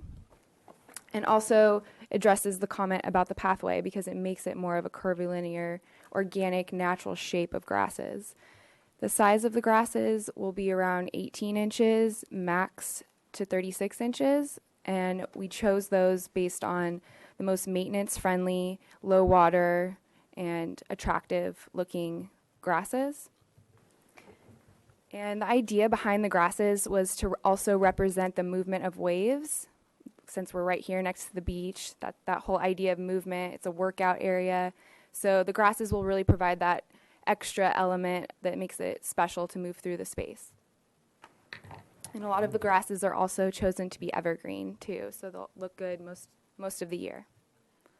So I'll walk you through. So this is the beginning of the circuit walking trail, and you can see we picked Lomandra and Muhlenbergia dubia. So if you want me to point those out, but everything should be called out here in the imagery. So this is the dubia. So it looks good year-round, green, and then this is the Lomandra. So it provides that nice contrast of the more silvery with the always green. So that, and we also used a lot of the same grasses throughout the spaces, so it's very simple. Over here we have the Budalua, which is this one, and it's about 18 inches, and it's a really fun grass that really shows movement when it seeds. So moving on, next to this workout area is also the more Budalua and also the dubia. So this one and this one, or this one, these two.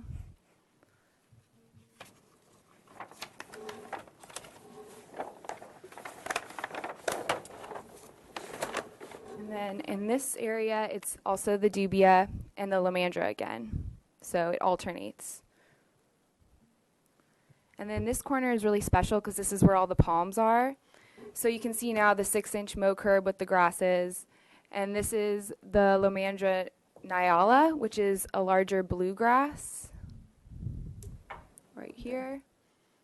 And then this one is the Festuca maryi, which is here, and these are always going to look good. This is a green and this is a blue, and the sizing, this is a smaller one and this is a larger one, so that'll look really nice in this wavy, naturalistic space.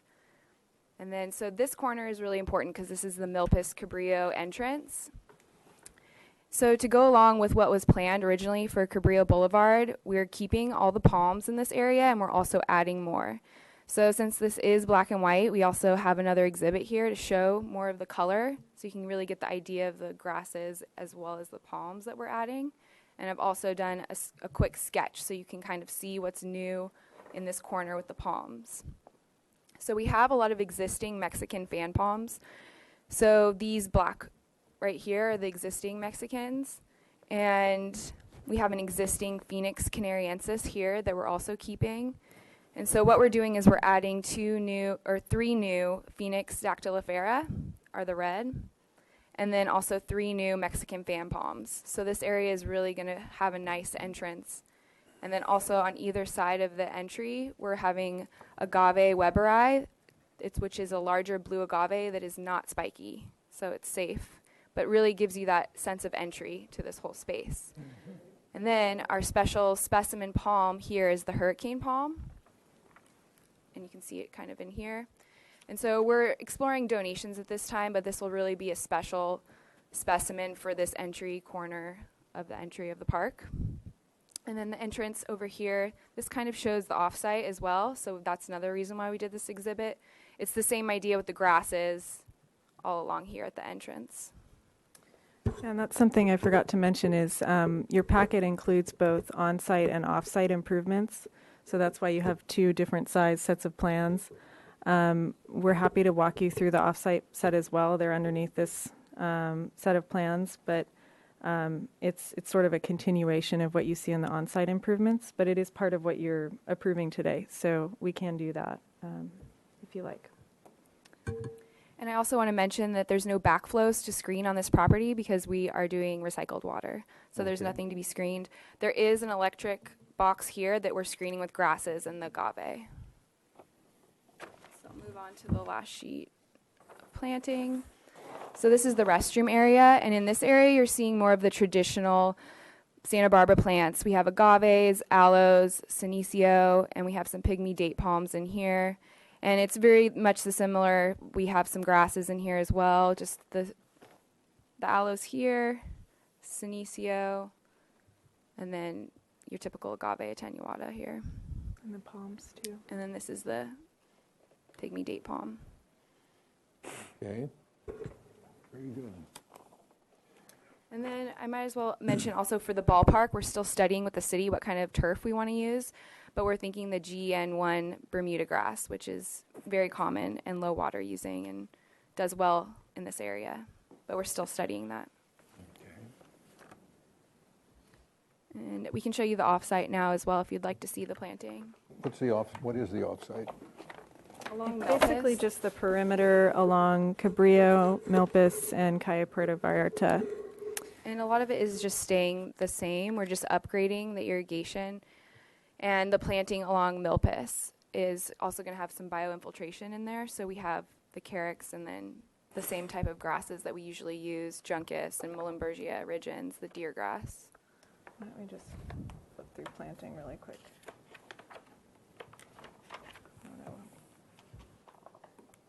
Those are under public improvement? Yes. Yeah, we call it off-site, but public right away. right away, it's all the same. You might have to get... Should be here. Here we go. So this is a little tricky to read, but Katie can kind of walk you around. There's the existing perimeter. melaleucas here that are all being protected in place, and we're just planting in some bioinfiltration areas with the Carex praegracelis. This is Milton Street here. Yeah. This is Milpas, yeah. So all along Milpas here, you can kind of see on the key map. So really all we're doing is improving with some bioinfiltration and basic planting that's low water and still can handle inundation because this area does flood. And we're also using it to capture stormwater. So it's, if you look at the, Yep, I got it. we're using Juncus, Muhlenbergia dubia, or Muhlenbergia origens, and then also the Carex. So it's very simple and should look good year round as well. And it does go very nicely, I'll mention, with the improvements that are going in just up the street on Milpas. We saw those recently at the board. So Okay, same flavor as that. all right. And I think that's it That for the concludes. perimeter. Very good. Thank you. I'll open public comment. Is there anyone here from the public? Do you have any blue slips? No blue slips. I'll close public comment, and it comes to the commission for questions. Do we have any questions? Commissioner Vena? No, no question. Commissioner Arias? Yeah, I have a couple of questions. I just previously remember there was a fence proposed separating part of the park area from, that's been done away with. Yes. Also, I remember there was a area of water retention because there was concern about it being deep enough for of a child actually to drown in. But that's also been done away with. Also removed. Yeah, thank you. Those were my questions. Thank you. Commissioner Gumbine? I've been demiked. You might, you did, you might. Well, that's probably positive. I thought it was me. They're hinted. You can't stop it. Yeah, a couple questions. First one was to do with the equipment. What had we made comments about the equipment, and if anyone remembers, refresh? I apologize. I didn't walk you through the equipment. I meant to do that. But this hasn't changed from the last meeting. I do have a sample of the actual material.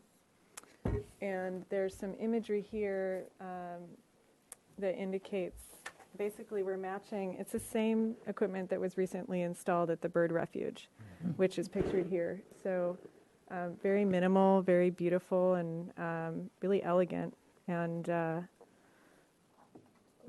sculptural, really, yeah. The commission, before you came on, we studied this at the bird refuge, and we thought that it was sculptural enough to be appropriate to Camp Pueblo Viejo. It's almost like an art element. And I'll add just that we also felt it was something that would go along very well with the chromatic gate element. Okay. And then another question was the boulders, the perching boulders. How? Thanks. If they're going to be for sitting, how do we? And they're boulders, so they're kind of found or sculpted if you're going to actually start messing with them.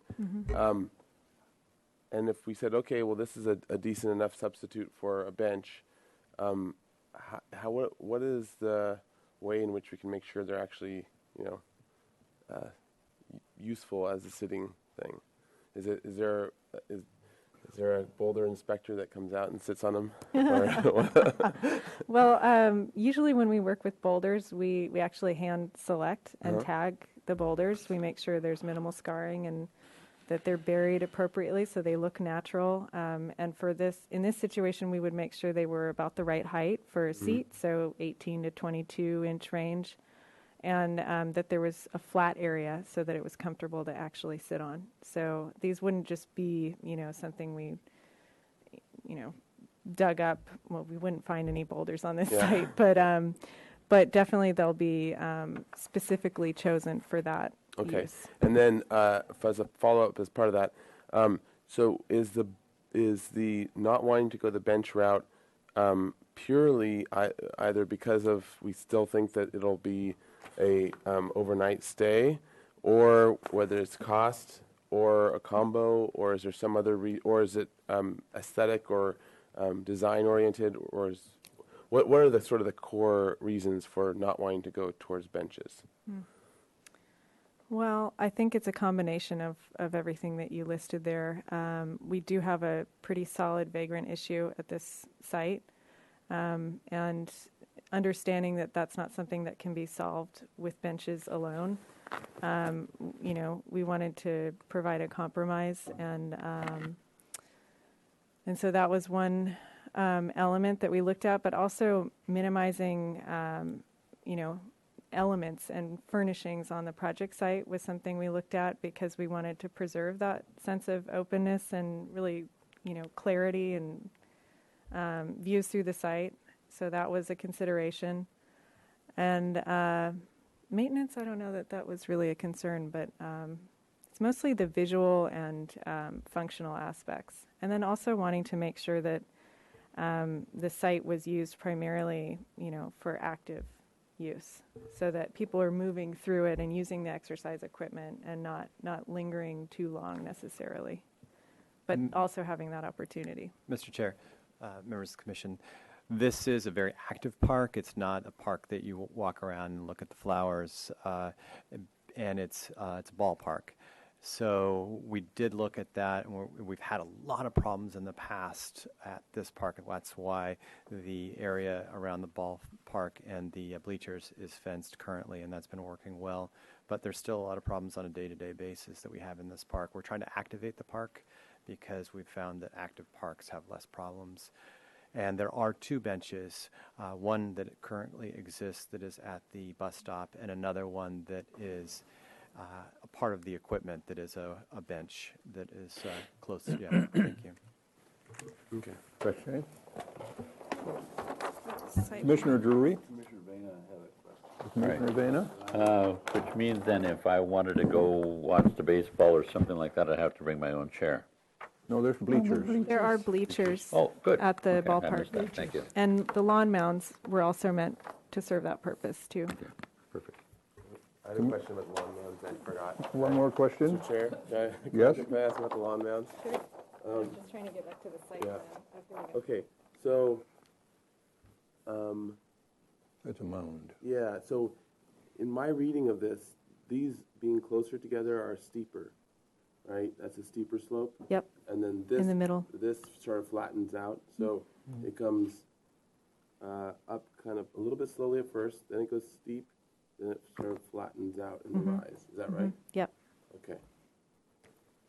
Okay. And so those then are- this those is are- the kind of the area you sit, and then this is your steep foot area because you've got up 2 feet here. If I'm reading that right. Yeah, and essentially, the idea is that you could sit and lean, back Okay. against that steeper part. And this is, And, and this is, yeah, I can cut a section, a seating section. So these are foot. That was the other thing I was going to mention. Those are half Okay. a foot I was gonna say, 'cause contours. that's also Otherwise, that would be crazy. Yeah. 6-inch Yeah. contours. They're 6-inch contours. So this is 1, 2, 3, 4, 5, 6. So it's 3 foot tall. at the Correct. top. Okay. Yeah. So it's similar, a little bit steeper in the middle than what you see at Chase Palm. Those are very gentle. So we wanted something a little bit stronger than that, but not too steep. Mr. Drury? Yes, I have a whole bunch of questions. Thank you. Chair, how many mounds? 2. That's it? Yes. And there's no palms behind home plate? I couldn't No. No, just the low.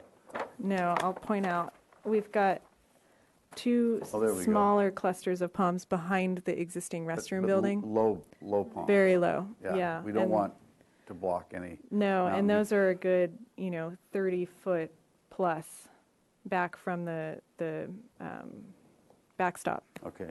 So And do you have any plans for graffiti removal on the boulders? on the boulders? Mm-hmm. I No, don't know what. I don't think so. You sandblasting, I Has Parks suppose, seen 'cause that? they will be tagged. Mr. The Chair, boulders themselves. on surfaces like that, you would have to use sandblasting. I know I run around taking the stuff off, so. I know you're the expert. You Mr. would Chair, have to members use of the sandblasting to take it off, I wouldn't hopefully. suggest painting a boulder, Okay, so. well, let's let Mr. Drury finish Yes. his questions. Did you? Before I start drawing here, So we've done away with any idea of low fence to delineate the field. It's Yep. just, and it's going to be flat to where the mounds begin. Yep. Because you have about 1.5 feet or maybe more from the pitcher's mound out to left field, I think, maybe 2 feet. There's quite a drop in any case going towards Cabrillo Boulevard. It's about 1.5 feet, and then to Cabrillo is actually much higher than the park. Right, Mhm. but that, so you'll just level the playing field, so to speak. And then, Exactly. I know, but in the process, Commissioner Arias is concerned about water pooling. That'll be all taken care of. Yeah, it's a really tricky problem with this Yeah, site, part of the old and swamp. it's something that originally we had these kind of bioretention elements planned, but as it turns out, that wasn't the best way to really address the problem. And it's something that we can't really make go away because of the height of the water table and how, the influx of tide just really, that's how this park functions. So the idea was to still kind of corral it into certain areas where we could, but knowing that we're always going to have flooding in this park. And designing to that so that it's in areas that aren't being used for other things. Yeah. And minimizing that so that it's not, a pool that's deeper than 12 inches or so. But the grading is very minimal for that reason, because if we go up anywhere, then we can't go down. Mm-hmm. So there's not a lot of space we can use for that. And I guess my last question is, have you changed the sites or added sites of the equipment? 'Cause I Since don't the recall last time? anything. I recall the ones in the middle, but I don't recall anything in front of the arch. Mm-hmm. Have they been changed at all? No. Okay, I'll have a comment on that. Thank you. Do you have any other questions, comments? Commissioner Vena? None at this time. Commissioner Arias? I think it's done very well. Commissioner Gumbine? I think the only, I think it's a good solution, and I think that everything has been worked out. Commissioner Drury? Yes, I applaud your keeping the sidewalks straight. I think that's terrific. First of all, it'll save a lot of money. And we don't need more curvilinear. We have it already. And I also applaud putting the exercise area in front of those arches. I cannot stand that sculpture. I wish a big wind would come and So take it you're in away. that camp. Huh? So you're in that camp. I'm in that camp. But if we have I have misread the plans, and there are have additional exercise areas, I think that the less you have on Cabrillo Boulevard, the better. That open stretch, center field, left field, right field, all that. If my preference would be to have an unlimited view out to sea. I think those are things we have to really protect, at least in my opinion. But otherwise, I think that this is a very sensitive and well thought out project for a really a marquee park in Santa Barbara. And the fact that you're bringing it back into, as you call it, an active park to solve some of those problems, the societal problems, I think is terrific. Thank you. So I hear the commission is very positive about this design as you presented it, and I don't think there are any negative comments. That just reminded me, I do have one negative. Okay. All right. Let's get Sorry, it out. I forgot. There was a lot of good stuff, but there was one that I Get it out. It's the iron railing, and it might just be a part of a question, but there might be I wanted to just flip that detail where you have this. So does the other one at Chase Palm Park actually do this? Does it segment like this? Okay, that's a very strange. It's close, and its precedent is right next door, and it might look weird if not. But when I'm looking at the picture, it doesn't look like this double. That geometry is there, and it might be that it's done a different railing that this Should be occurs. rounded. Should be rounded. Yeah, and that kind of that bugs me having this segment, because this is a steel welding detail and not a wrought iron, like a wrought piece. So if this came in curved, then that would make sense as one big bent bar, but this is like, you have to have a blowtorch to do that. Let's just say that on sheet L6, detail 8, L6, that the curve will be continuous and not segmented. Yeah. Mr. Chair, may I just ask a question? That detail was taken directly from the Chase Palm Park plans, so would you prefer that we deviate from that? Yes. Okay, thank you. We always looking. We We're don't have always. to repeat mistakes. We're always. Yeah. We're always I looking agree with that. for improvement. So with that particular comment, I think we are going to approve this. I'd entertain a motion for a. This hasn't been given a design approval yet. This has not received project design approval yet. Pardon me? This has not received project design approval yet. It can't? It can. It can. If you wish. A motion for project design approval. So moved, or? Oh, no. Are you going to make the motion? I was going to take a shot at it. Take a shot. All right. Should I point and then I feel? You go ahead and make the motion. Okay, so I'll make a motion for design. Project design approval. Commissioner Mahan, if you want, you can give final approval at this meeting. If you want to see it again with any other particular details added, then you can. I think we could give it final approval. Project design approval and final approval. Oh, contingent on that one. Can go to the consent calendar for any detail changes. So then it would just be PDA. You would give it project design approval at this meeting, continued to consent with the detailing for the Final. for final. Final on consent.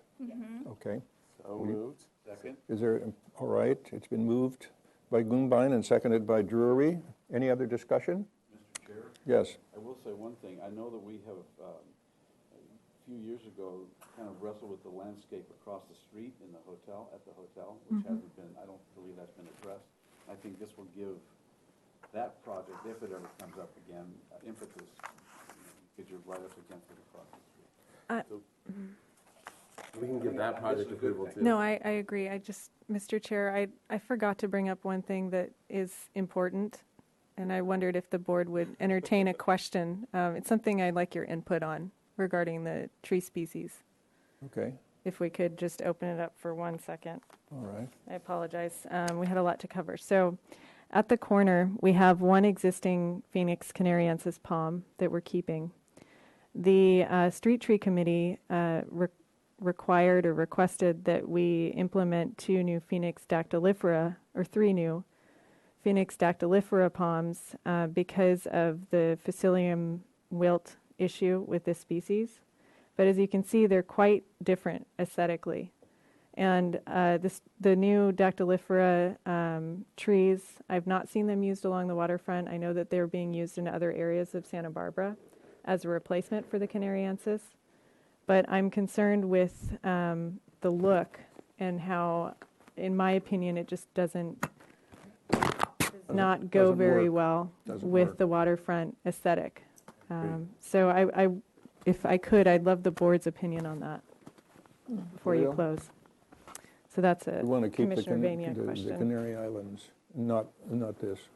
I would prefer the Canary Islands. Yeah, I think it's just part of the look. Let the comment be in the motion that the commission prefers the Canary Island species. Okay? Thank you. I appreciate that. Okay? Thank you. Yes.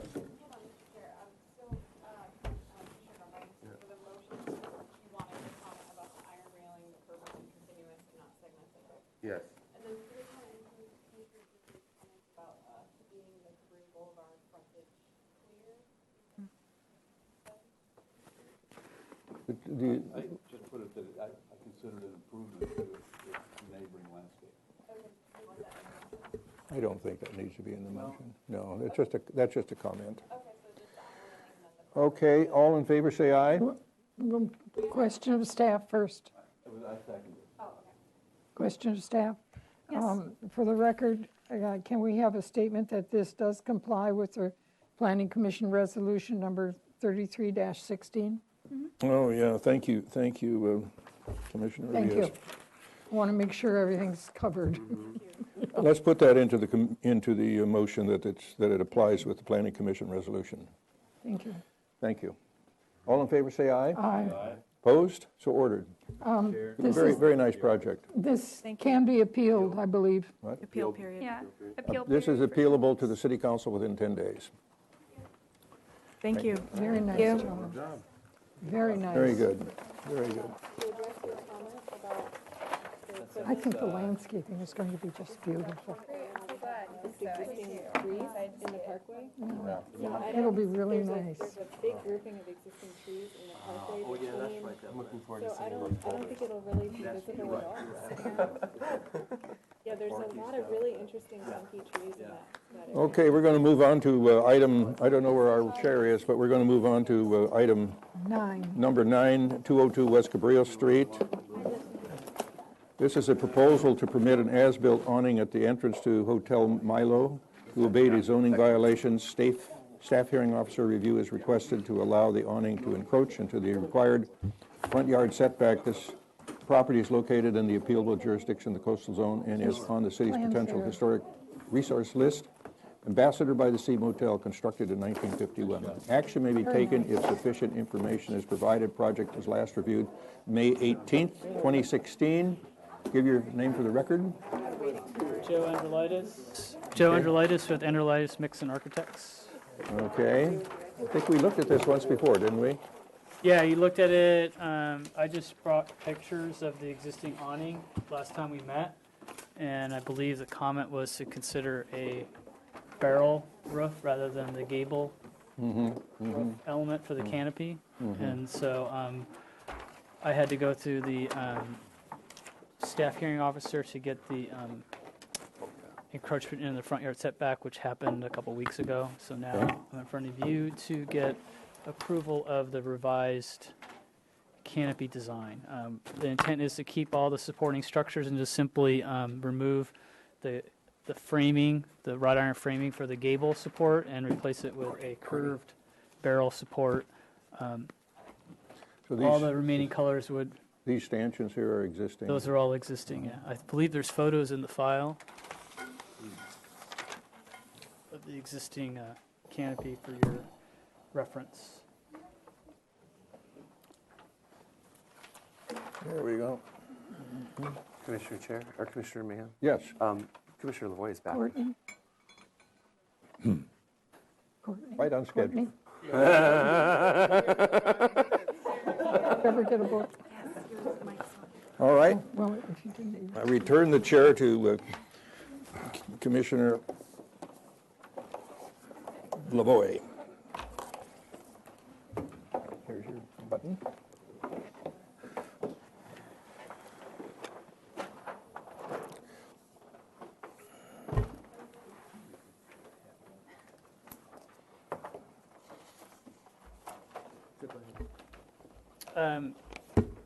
That pretty much concludes. That's it. My presentation.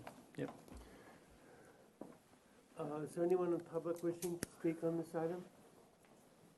Seeing no one, I'll close public comment to the commission for questions. Question, Mr. Chair. Mr. Mahan. What's the color of the canvas? It would remain the same, Which is? which is the blue that you see in the photos. The blue. Can I just see that for a minute? Is that just one set of photos, or there's another one down there? Okay. Okay. Any other questions? Sorry, I'm a little unclear now. I'm looking at the photos. So, what exactly is being replaced? So when I presented these photos to you over nearly a year ago, the comment was to revise the canopy so it had a barrel top.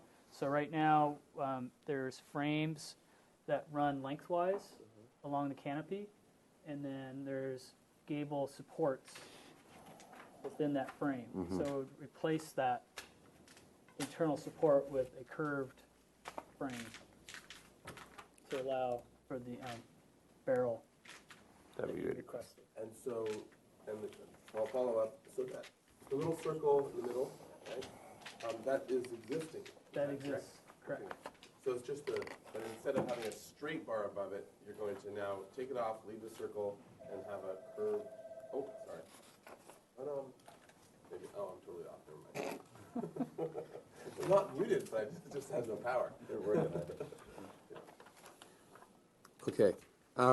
So just to confirm that you're keeping the bottom bar that's curved, you're keeping the circle, and you're replacing the top straight. Yeah, I'm trying to maintain as much of the existing structure as possible to reduce cost. But you can see that detailing in some of the photos, I believe. From Yeah, now I'm seeing the photos. It's trying to figure out how it goes. And then the top canvas, is it, that goes and hangs down the sides? Or how does what's on the top of everything? What keeps the water off? Is it another canvas? Yeah, there's a canvas top. Okay. And then when I'm looking at the front elevation, and so it just hangs down the sides? Yes. But it doesn't come across the front at all? No. It's just... I think that would look odd. Okay, and then I see a little curl at the bottom of that canvas. Is that... That's there's just a the rod? weight for the valance. Okay. So that it stays. It's usually just wrapped around a pipe. Okay, and then how often are these, are the overhanging ribs occurring, though? They match what's already there. I forget what the spacing is, but I think there's like 3 or 4. Okay. Okay, that's it. So the existing overhang is 2 feet across the property line. I don't know exactly, but that's the maximum we can go. So that's what I showed. Okay. It's kind of hard to dimension exactly, but it's approximate. No other questions, comments? Commissioner Sudi? I'm ready to give this a PDA. I'm ready to second that. We have project design approval. Sorry, and yes. a second. Mr. Chair, as a matter of procedure, could we give it final approval as well? Yes, we can. I believe we can. Correct, Mr. Chair. So this is PDA and final approval. I'm fine with that. Mr. Yes, President? yes. Any further discussion? All those in favor? Aye. Any opposed? Motion carries. Congratulations. Thank you. This Appealable. approval can be appealed in 10 days to the city council. Am I not on? Yeah, no? I'm sorry, it was muted. My apologies. Our next item is item 10, 1232 Delavina Street.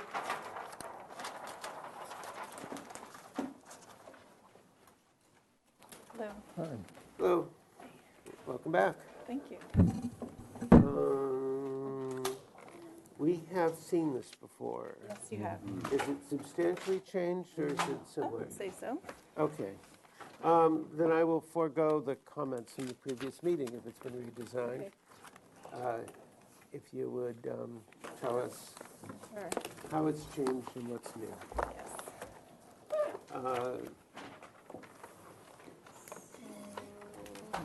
Give us a second to get, is this all we have? Yeah. Give us a second, please. Sure.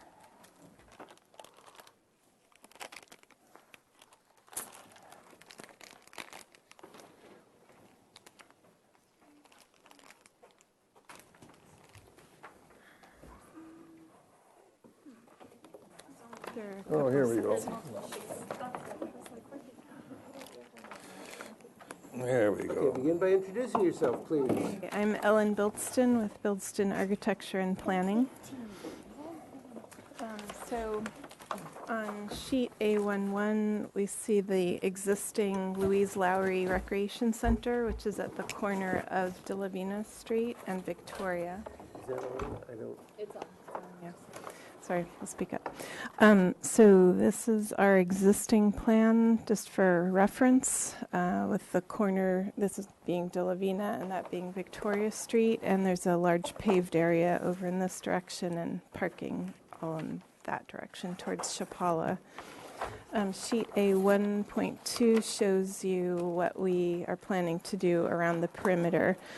Starting along the De La Vina side, we had previously talked about possibly taking away the stairs that are there, and we will now leave them there. And we'll just there'll be a chain that'll say main entrance on the opposite side, on the parking lot side, but otherwise not alter anything along that side. This area we'd like to develop into a courtyard. I never knew that was there. So we had thank you. We had fenced this in our earlier proposal, but now we're doing it with a wrought iron fence instead of what we had proposed earlier. There's a new landing along this east side of the building. We're turning 2 existing windows into 2 sets of doors so that from the facility you can step out and then process into this new courtyard area that we're creating. These 2 trees already exist. We're handling handicapped accessibility by having a ramp that brings us from that landing to the courtyard level. There's a pergola that is creating shade over part of this new courtyard that we've talked about. There'll be some images coming up for you to see what those look like. And otherwise, we just got the wrought iron fence tracking around here. This is the main entrance into the facility from the parking lot. Creating an element that steps forward of the building and does a better job of announcing that entry is what this other pergola element is intended to be. These columns and the wood elements above match up with what we're proposing over here, so they kind of talk to each other, but also stay a healthy distance away from the existing building, which is a sand-colored brick. So we feel like we're Before you go, remaining compatible. Yeah. there's a request for a modification that's for this part of the pergola? That's right. We have a 10-foot setback along here, and we'd like to have this pergola and wrought iron fence closer and just provide access along the edge there. Could you tell us what is it on the adjacent property? That's the Lawn Bowls property. So it's open to the sky? Yes, it is. It's a big open lawn area. Great, thank you. Mhm. Here, see. So then on sheet A 2.2, we've got, these are the new elevations, or the proposed elevations. On the north side, we've got, here's an image of that new pergola entry element that I was talking about earlier, leading you back to the main doors. There is also an addition of a kitchen done that's not original to the building. I think the era was sometime in the 60s. It has a slanted shed roof on it. We'd like that to become a flat roof and disengage itself a bit from the existing and the original brick building behind, and then sort of aesthetically play off of that with this pergola. So we're adding some pilasters at the corners of that existing kitchen addition that was built, and then to tie it in with this new pergola and sort of make it clear what is more recent construction versus what the original had been. This is a view along the street side at De La Vina, showing the steps remaining and the chain. And otherwise, we'd like to take the awnings off of the building to kind of celebrate its really nice proportions and will allow people to see the windows. We learned historically that these were Conair windows. Those have since been replaced with aluminum framed windows that we can do a lot better with energy efficiency and aesthetic integrity by bringing them back to what they had been originally. This next sheet, Here's a photo of the awnings that I mentioned along De La Vina that we'd like to remove and not replace. This otherwise has existing elevation, so just for your reference. And here we have more 3D renderings of the proposed project with the pergola in the courtyard, views from being within it and looking at it from the outside, as well as the pergola near the front entrance.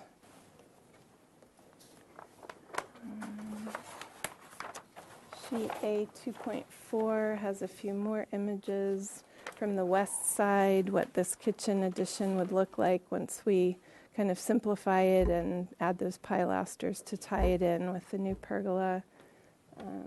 View of the courtyard one.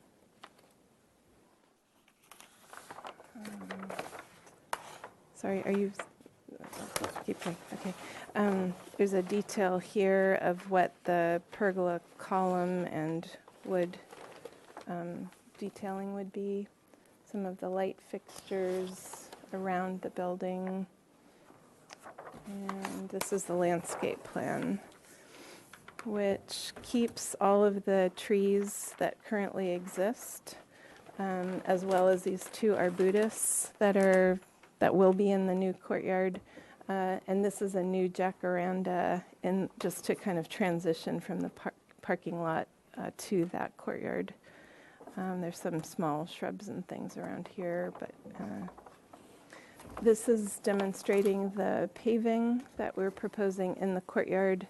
They're permeable pavers with no gap, 6x12s and 6x6s in roughly that sort of configuration in a field area around there, as well as at the front entrance and coming in from the parking lot. And that's pretty much it. Where's the gravel going? The gravel, I think, do you know that, Justin? It was on that back side. It looks like the paving has been... I think we replaced it with paving. I think that might be left over from the previous version of what we showed you. Okay. So sorry about that. Okay. Thank you. Thank you. I'll open public comment. Anyone from the public wishing to speak? Seeing none, I'll close public comment. Questions from the commission? Mr. Chair. Mr. Suding? Ms. Pilsu, where is, or are you proposing, you can stay there, bike racks at all? We had talked about having some along here. I'm not sure if they're demonstrated on this plan, but we'd be happy to provide them. Okay. And then how about, how are you dealing with trash and recycling? Existing. Yeah, that's right. Okay. It's over here Okay. in the parking lot. Okay. Mm-hmm. Make a note of that on the Okay, plan, please. sure. Yes, we'll do that. Thank you. That was a comment, sorry. Mr. Drury? Yes, you're proposing to get rid of the awnings on the west. The awnings are all on the south side. Yeah, south and the east. That's That's referred considered to west, as is the that west. We have a west side and an east side, and a north side and a south. Don't worry about it. Okay, sorry. It's the west. But you're proposing to get rid of those awnings? Yes, we are. And there's a reason? They weren't originally there. They don't seem to aesthetically be adding much to the building currently. There are some irregularities to the heights of existing windows, and I think they just sort of call even more attention to that fact than if we just leave them alone and just let them do what they're doing and just enjoy the windows being what they are. Mr. Chair. Mr. Mahan? Yeah, I'm looking at the kitchen. This is a new addition. It was built in the 60s. It was built in the, and I Yes. see the walls are really thick. What are they? They're framed, thick walls. They look like they're as thick as the masonry walls. We don't know what they're constructed of, but those are the dimensions we got from measuring it in the field. Thank you. We do have a series of sets of plans. That was not on the original set, and it was a set that we got from the It 60s. might be concrete block stuccoed. Mm-hmm. I actually have another question. Oh, go ahead, Mr. Rees. Mr. Rees? Would you explain a little bit more to me the fencing that you got Mm-hmm. from the lawn bowling alley? So it is a wrought iron fence. The best view of it in some A5.1. Yeah, 5.1, second from the last sheet. So it shows in detail the height of it. Overall, it's 6 feet high, and we're using these columns for support along the, what is it now, the east, the No, it would west be the side? south. South, okay. That side by the lawn bowls. It's south. I'll have to reset my sense of direction. Your GPS needs to be, Yeah, you can do a soft reset or a hard reset, your choice. Yeah. Between us and lawn bowls. Did that answer your question? Any other questions? Mr. Suding? Shoot, oh, yes, good, we're on the page. Have you thought about what type of light source you're using on your fixtures yet? So on the new... Incandescent LED? Oh, LED for sure, I think. Well, maybe not. Okay. We wanted to do energy efficient. I understand, yeah. But we'll do what works appropriately for the area. Mr. Have Pena? your lighting in the external area, arbor, etc. Yes, in the arbor, we're proposing a hanging pendant like this. And then otherwise, around the perimeter of the building, we would do these uplights onto the brick of the building. We wouldn't add anything to the walls themselves beyond what's already there. There are 2 lanterns on either side of the existing entrance along De La Bina. Are those shown on a plan yet? They are.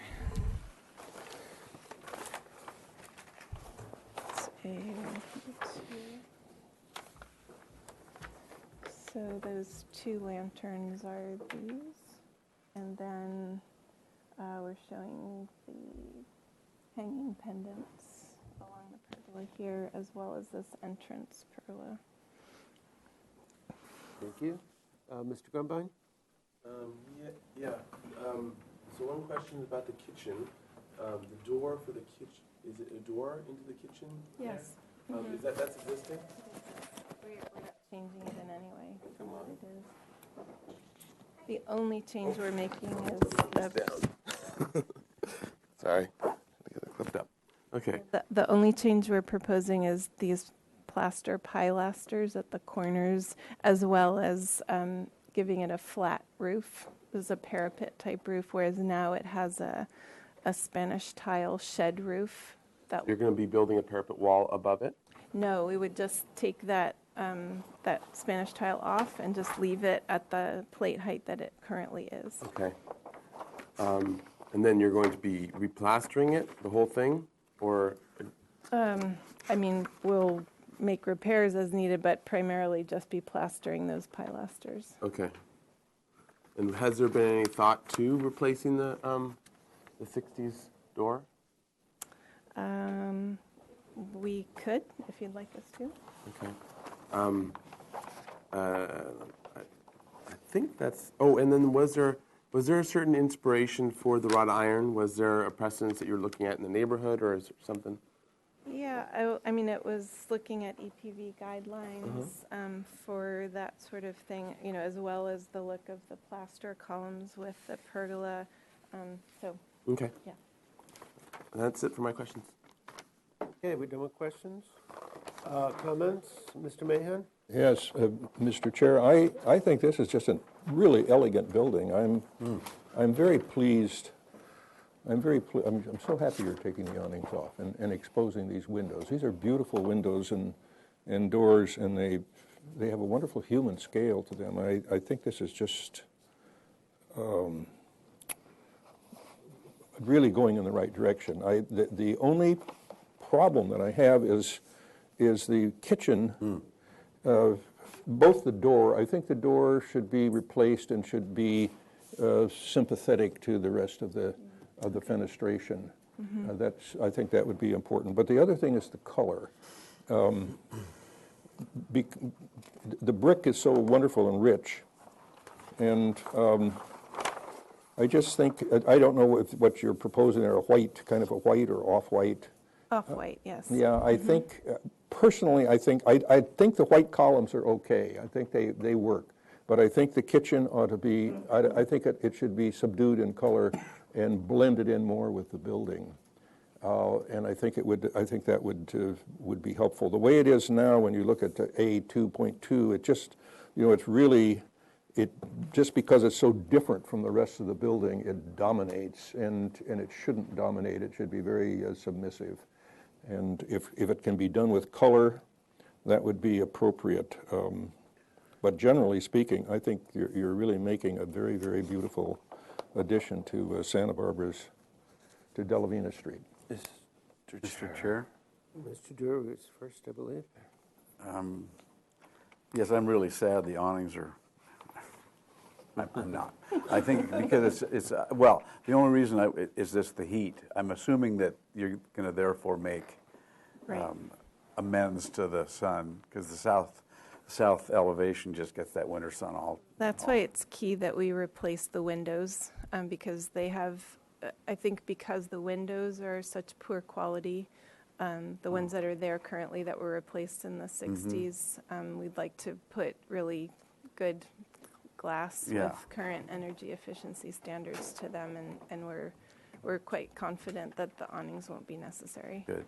And the other thing I would echo Commissioner Mahan's comments about the kitchen.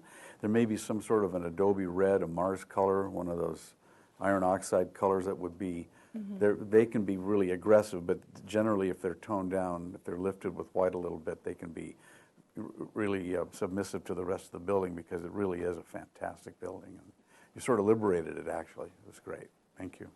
Thank you. Commissioner Sudi? Mr. Chair, may I ask 2 questions? Nope, that boat has sailed. Okay. Praise and comments. Oh no, that's backwards. I don't think I could do that. Oh dear. Okay, well. No, go ahead. How tall is your pergola back here? So the columns at the courtyard are 11 feet tall, and those at the entryway on this side are 9'8" tall. Okay. That's just the column height. Then you've got this superstructure above. Okay. All right. And then you mentioned something about the kitchen being separated or disjointed from the building. You were going to do something? It exists. Right.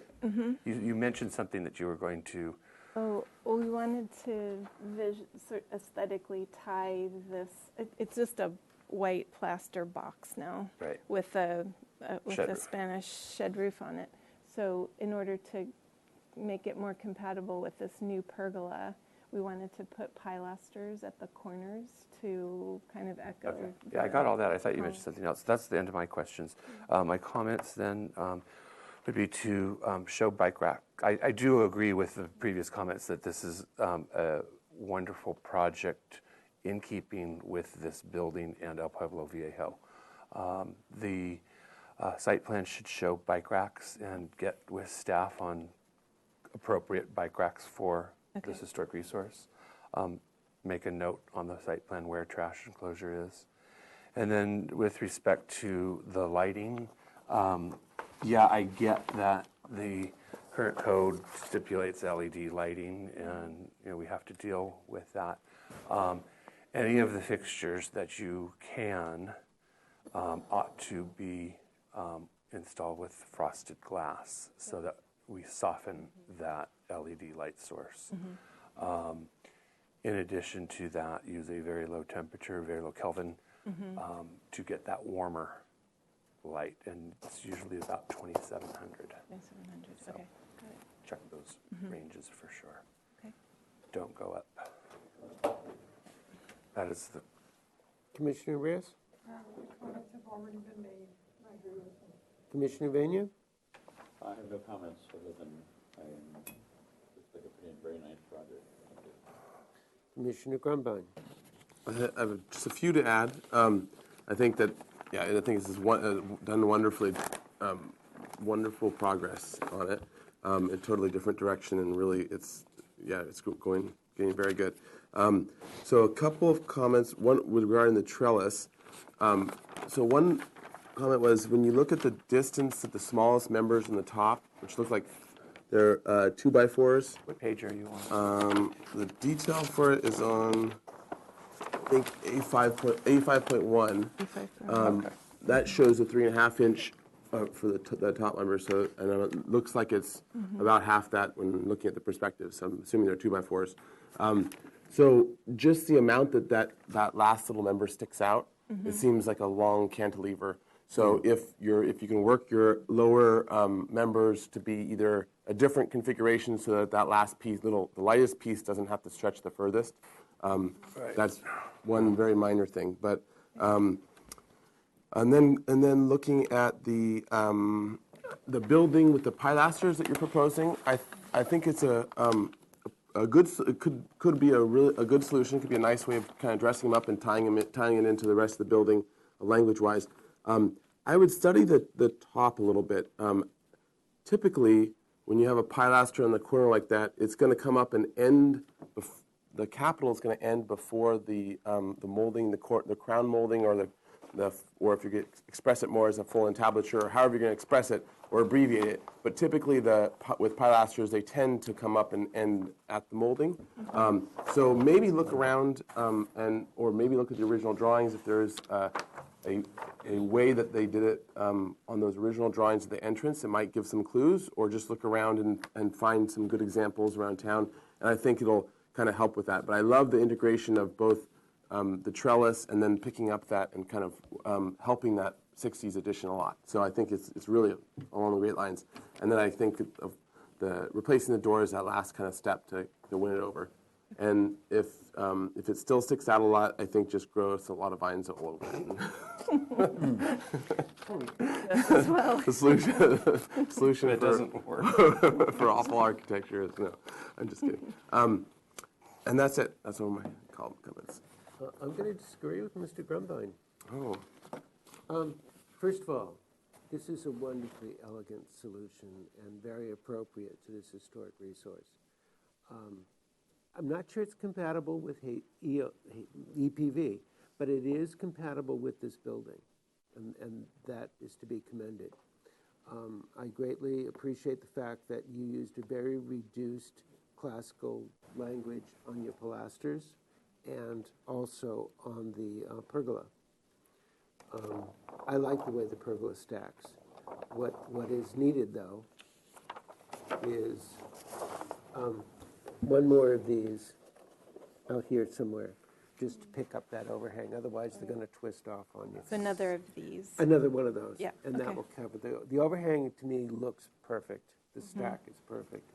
The wrought iron is perfect. It's a simplified version of what we normally see, but just decorative enough to work perfectly with this building. The only thing I see that I don't think fits the building are your light fixtures. They're a little too rustic. Everything else you've done has this very nice, crisp Austrian secessionist modernism to it.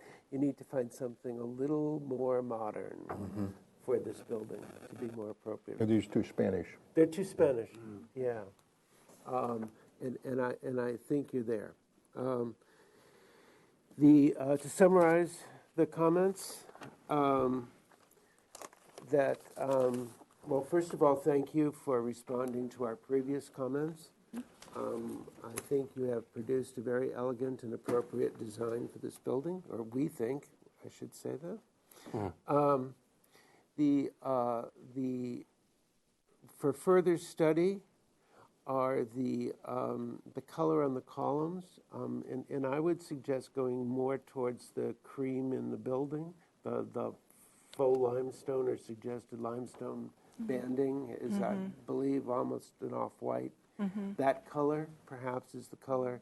and then for the body of the kitchen addition, perhaps a darker color with the pilasters, again, that lighter color. Okay. I don't particularly have a problem with the pilasters going to the top. This is, again, the language of simplicity, not true classicism. So I think it doesn't look odd to me. It looks in place.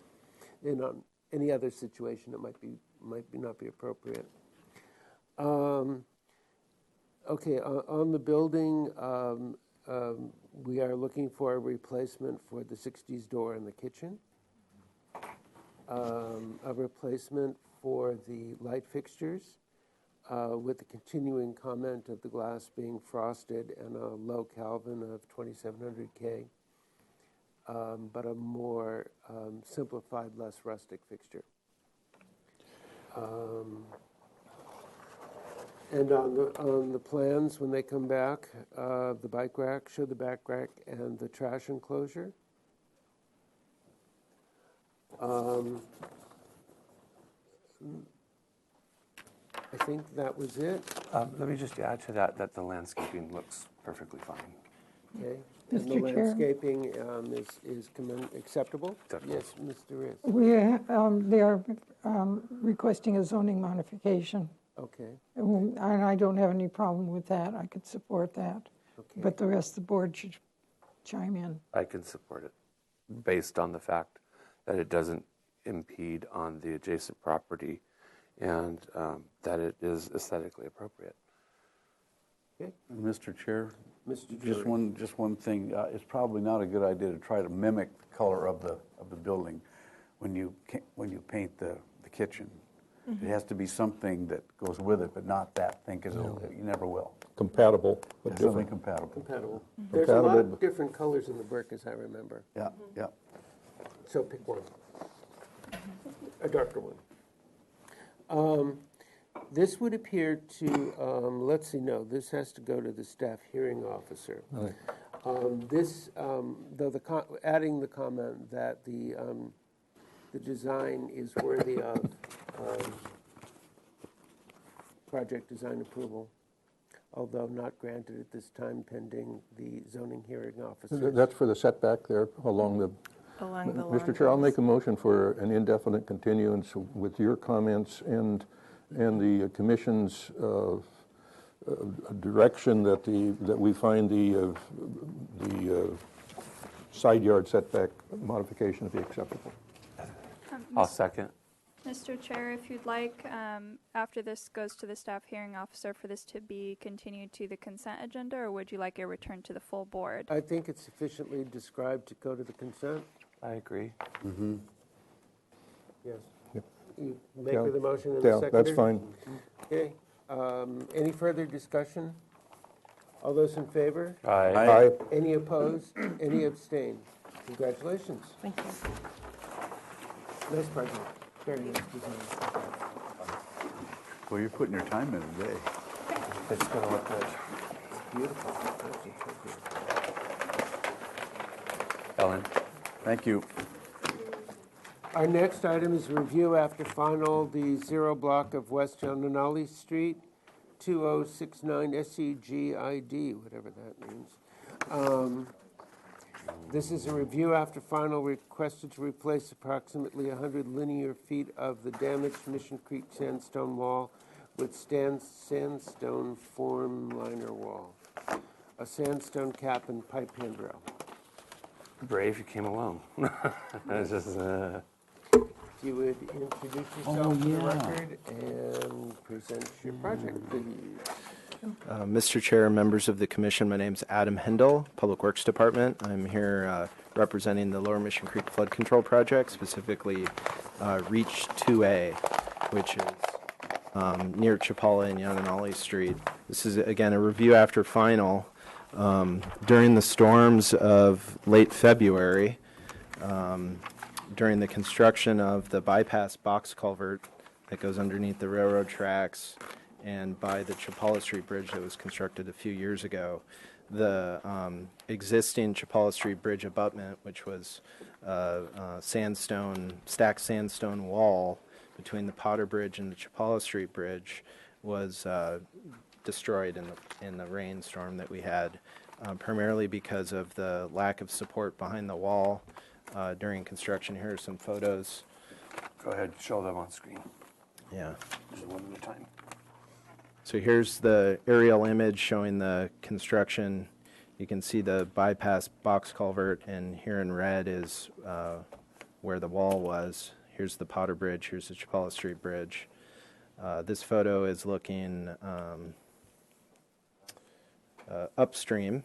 You can see the Potter Bridge. This is where the wall was, and then this was the construction that was impacted after the water went over the wall and into the job site.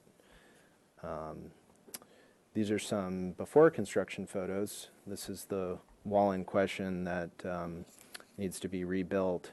And this wall was modified during the Chapala Street Bridge project. This is where the abutment sat, and sandstone was stacked on top of that abutment to get to this grade, and then a pipe hand railing.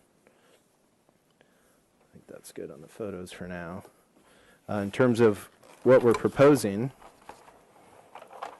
as a rebuild, the limits again from the Potter Bridge to the Chapala Street Bridge, we're proposing replacing that sandstone wall with a formliner wall to match what's been going to be installed downstream as part of the box culvert project just downstream of the Chapala Street Bridge, the sandstone formliner wall, which is the exact wall that we've recently constructed between the Cabrillo Bridge and the State Street Bridge. And there's a photo in that packet showing that wall constructed. And then there's the photo here. I believe that's the photo, right? That's correct. This is the final appearance of that wall. And then just simply reconstructing the pipe handrail per the exact same details. Here's the pipe hand railing here, which was designed to mimic the upstream wall. Thank you. This is the handrail here, which was designed to match what's existing in the historic channel. At the train station. At the train station. The wall at the train station, the diversion wall, was not impacted by this event. That wall is just upstream of the Potter Bridge. That's your presentation? That's it. I'm here for questions. Okay. I'll open public comment. No, I have a letter. I'll read it. Seeing no one with speaker slips, I have a letter from Paulina Kahn. She expresses her disapproval of this project and the process. A closed public comment to Commission for questions. Mr. Chair? Question, Mr. Suding. If I could get the pictures back, it'd probably be, well, I'll try to ask the question. So the existing sandstone that was there failed because of construction? Yeah, it was a combination of the construction as well as the event. The rain event, sure. The rain event we had. I do not believe that the water overtopped the wall, but Lower Mission Creek was near its design capacity, so it's hard to know if it was specifically construction or if it was the level of the water in the creek. That particular section of wall didn't have a foundation. There was some of the concrete channel was not remaining. So it was a highly exposed section of wall at that bend in the creek. That's so pre. This is rain this, event. yes. This is during construction of the Chapala Street Bridge. You Where can you see where were the stone was stacked on top of where Starting the to add to the height. That's correct. Okay. So obviously, we approved this reach predicated on that sandstone wall remaining. The sandstone wall was to remain as part of our previous approval. Yeah, Is and that would have been for the Chapala Street Bridge project. Thank you. That's all, Mr. Chair. Any other questions? Mr. Curry. So was that a historic sandstone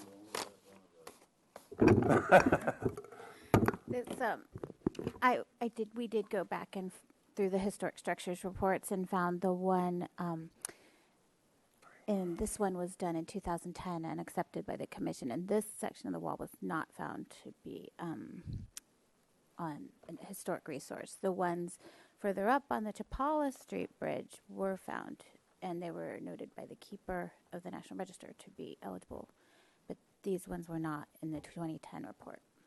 We sorted it out.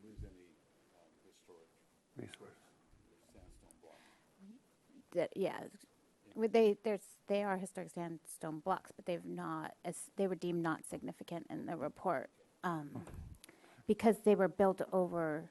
They had been rebuilt and replaced, and they weren't as in They'd been repurposed. the condition that the ones further up are. Okay, thank you. What's going to happen with the sandstone? It's in the ocean. Yeah, some of That's left on the side. Yeah, unfortunately, because of the condition the project site was in, everything intermixed between the forms and the rebar and the sandstone, and then because the sandstone had been stacked from different projects, we just determined that it wasn't salvageable, and so that was disposed of. It's the not part sandstone. of the breakwater. It's not part of the breakwater. Mr. Mahan. The letter from Ms. Kahn brought up the issue of the steelhead trout and their migration of Mission Creek. Is this going to prevent their migration? Is there a fish ladder built in? Maybe if I could address some of that comment here is that I think she was referring specifically to the bypass box culvert, which it's just that. It's a bypass box culvert, and it's specifically designed so that water only goes in that bypass when we get significant rainstorms. So the historic channel is still there for low flow and for fish passage. So I don't think that this proposal here, nor the box culvert, the fact that it has a concrete bottom in any way affects fish passage. And then speaking to that, this has been reviewed by the Creeks Council, I am sure, or will be. We can have the Creeks Division review this proposal. There's Not Creeks Division, but the Urban Creeks Council. oh the Right, Mr. Loy? I'm sorry to speak Yeah, for you. that would be the group. They're somewhat tasked with habitat and yeah, I think one question. excellence of fish. Yeah, I think one question we might have for them is this is the engineering details about the wall itself is what to do here up against the channel. So that's something that we can discuss with them. Yes, please. Comments? So comments, Mr. Mr. Sudi? Chair, yeah. As much as I hate to lose the sandstone block, Ms. Hernandez has stated that it is not a historic resource, so I am okay with letting it go. I mean, we don't have a choice, it's gone.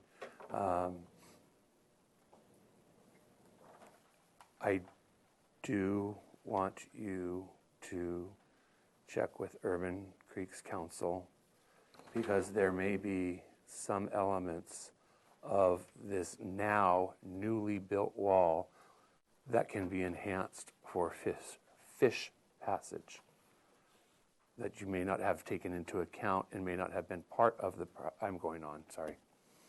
That's my comment. Thank you. Yeah, sir. Other comments? No. You need a few minutes, Judy? Do you want me to keep talking? No, I'm just. Mr. Grumbine. Mr. Chair, and questions that I can make a comment. So the pipe railing, that was all part of existing original project that was going to be, and so this is basically and I'm looking at the detail on the ornamental steel fence that's been X'd out, FC 13.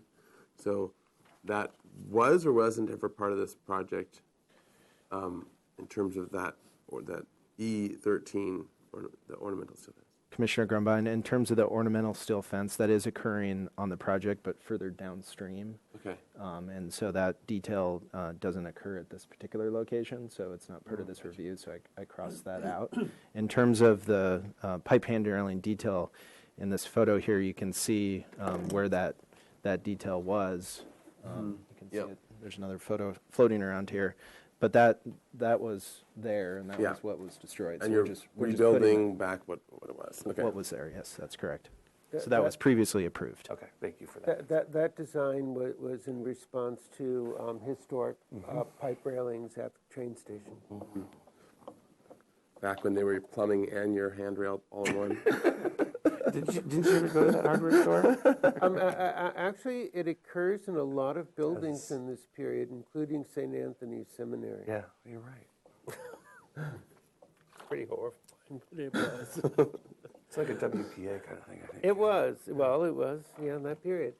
So, any other comments? Ms. Arias. It's unfortunate you've lost the sandstone, but it's unfortunate you've lost the sandstone, but I am concerned that whatever is put back in there is in harmony with what is presently retained. You understand what I mean? In other words, it's gone on one side, but it isn't on the other side, so they should match up and be similar. Because even though it is down the creek and there's landscaping and things like that, it is viewed from the train station. And I think we need to look at the appearance of things, not just simply whether they're historic or not, but the appearance of what they are in our area. So I think you've got to make some effort to really do some decent matching so it looks proper. Yeah, I'm sorry that, Mr. Chair. Yes. That brings up. I didn't realize that you weren't proposing. Is you're proposing to not do a sandstone? This is correct. Sorry, never mind. And this is a picture of sandstone, or is this a picture of concrete stamped? That's a sandstone form liner, and that particular photo was just a bad photo. Was taken further down the channel. That's what we've used at Cabrillo Boulevard Bridge. We've also used that in the reach between Mason Street Bridge and Chapala Street Bridge.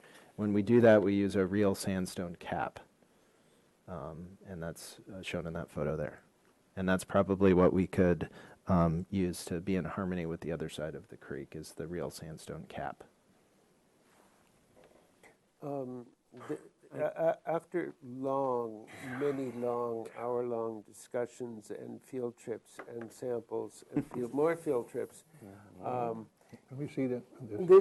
this is sort of the closest and the best we can get to being consistent with the existing sandstone walls. It's not perfect, but a lot of work has gone into trying to get this to work. It sort of is what it is, and it is consistent with everything else, almost everything else that is faux sandstone along the creek. This is a review after final, so I believe a motion for final approval would be appropriate with the following comments. That we would like this referred to Urban Creeks Council for their review and evaluation. And that as diligent and as close as possible, a replication of the color and texture of the wall on the other side of the creek be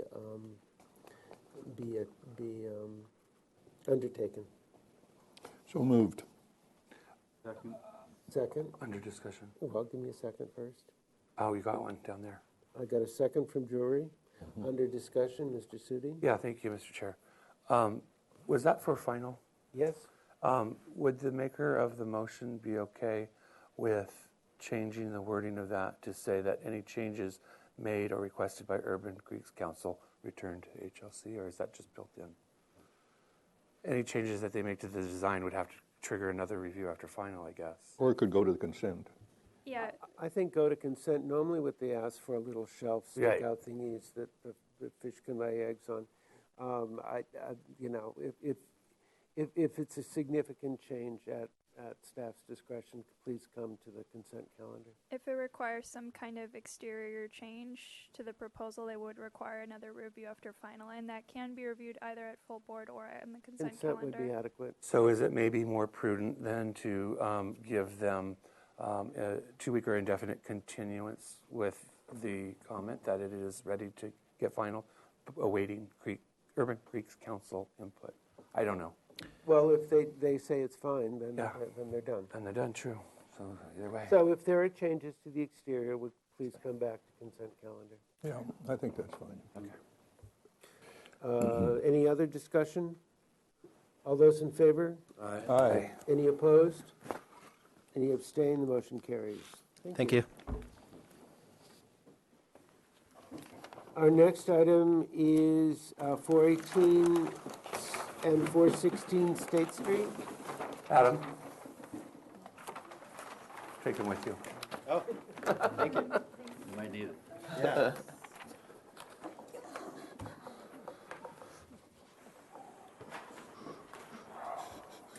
Strength in numbers.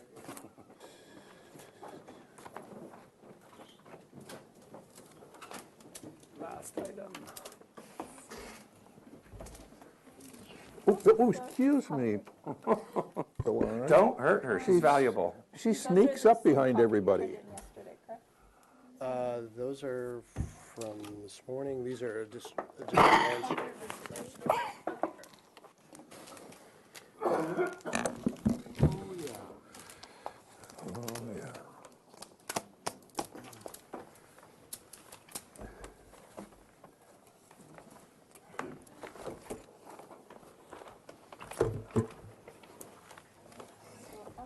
We should have a recycle bin back here, so this doesn't look like... We should have a big waste basket. Is this ours here? No, That's landscape. Is there a small one? They're coming. We're exhausted from the previous, map handling.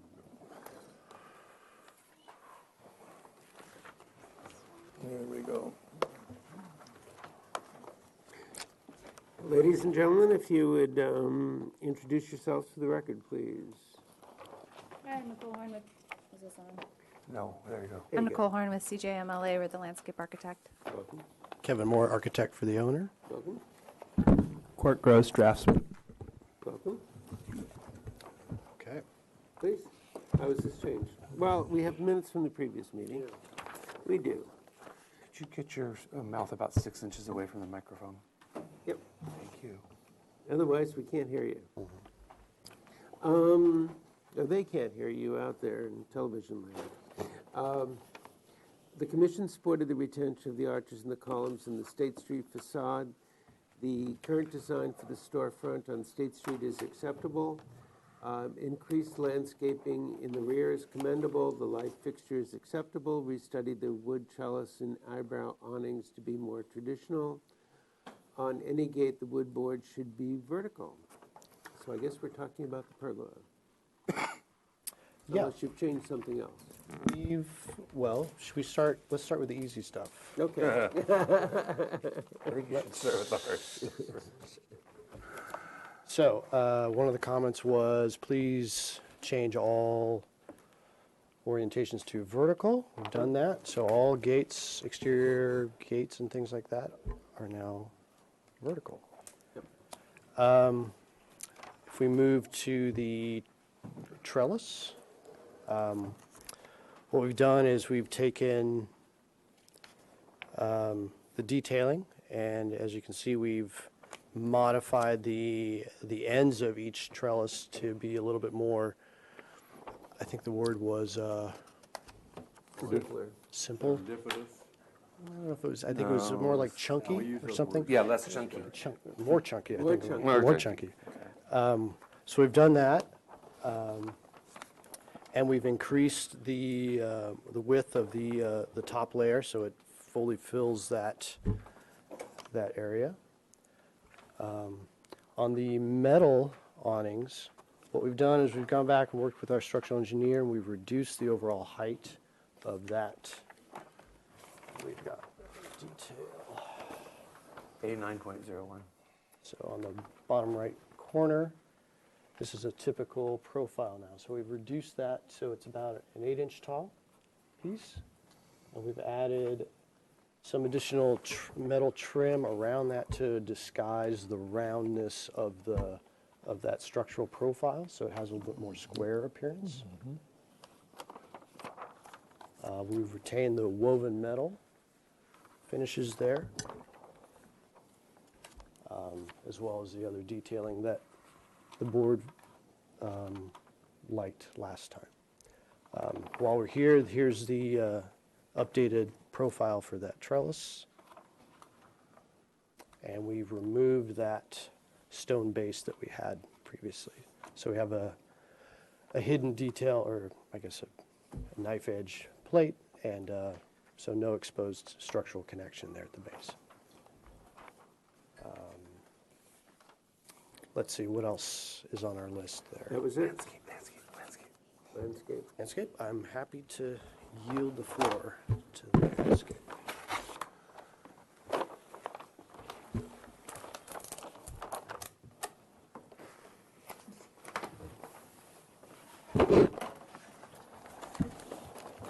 There's 2 sets, I'm just gonna remove this set. Yeah, they already have it.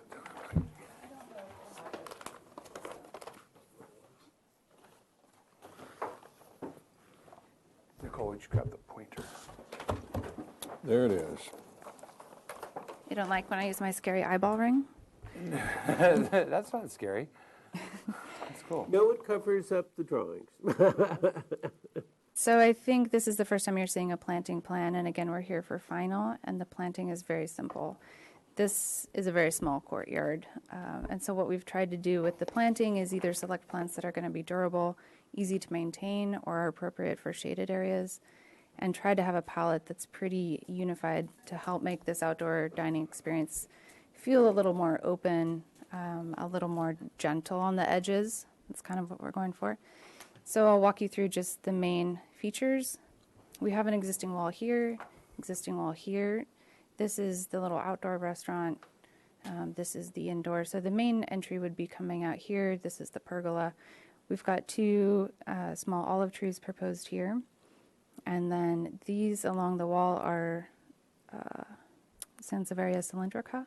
This is a very narrow planting area. And the idea, I think, the architect can correct me if I'm wrong, but that this is kind of a flexible outdoor dining area for different That's correct. table, chair, furniture, seating arrangements. So what we've proposed along all the walls are kind of very narrow plants that will either remain narrow like the Sansevieria, or it can be sheared and trimmed like this hedge, which is the little ollie here. And then out here in the parking area, we've got another tree, the Arbutus marina, and both understory are the same around these planting areas at the parking, which would be the Lomandra longifolia breeze. Here we've got one little feature element, a Dracaena Draco, kind of sculptural planting. And then along this wall and along the trash enclosure, we've got Pittosporum tenuifolium that can be sheared and trained into a hedge. And I've also selected the gravel for these areas, which would transition from being a permeable gravel into just landscape gravel mulch here at the planting areas, separated with a metal header for maintenance. And this is the gravel here. It's a 3/8 to 1/8 inch dark gray called Eclipse. This one is available from Decorative Stones, so it could be this exact or some equivalent. They're great to work with. Mm-hmm. They have so many colors. It looked good until now. So we have planting details in the set. I want to see irrigation. I do too. No, These are really trellis enjoy details, paving, just the gravel, the permeable gravel, and then irrigation. Everybody's favorite. Yeah. What are these? No, go ahead. I'm sorry. Are you done? Yes, I'm done. If you have questions, let me know. Great, thank you. I I'll do have a open question. public comment. Seeing no one from the public wishing to speak, I'll close public comment. Questions from the commission? Mr. Chair. Mr. Sudin. What other Sansevierias have you studied other than Sansevieria cylindrica? Well, Any other Sansevierias? for here? Yeah. No, but this is the narrowest one, which is why I selected it. It's kind of different, kind of unusual. I have some comments I can make on that. Sure. I can't Is do it now- now. oh. I have to wait. I have a question. Question, Mr. Mahan. Yeah, do we have a detail, I'm looking at sheet A 3.01, and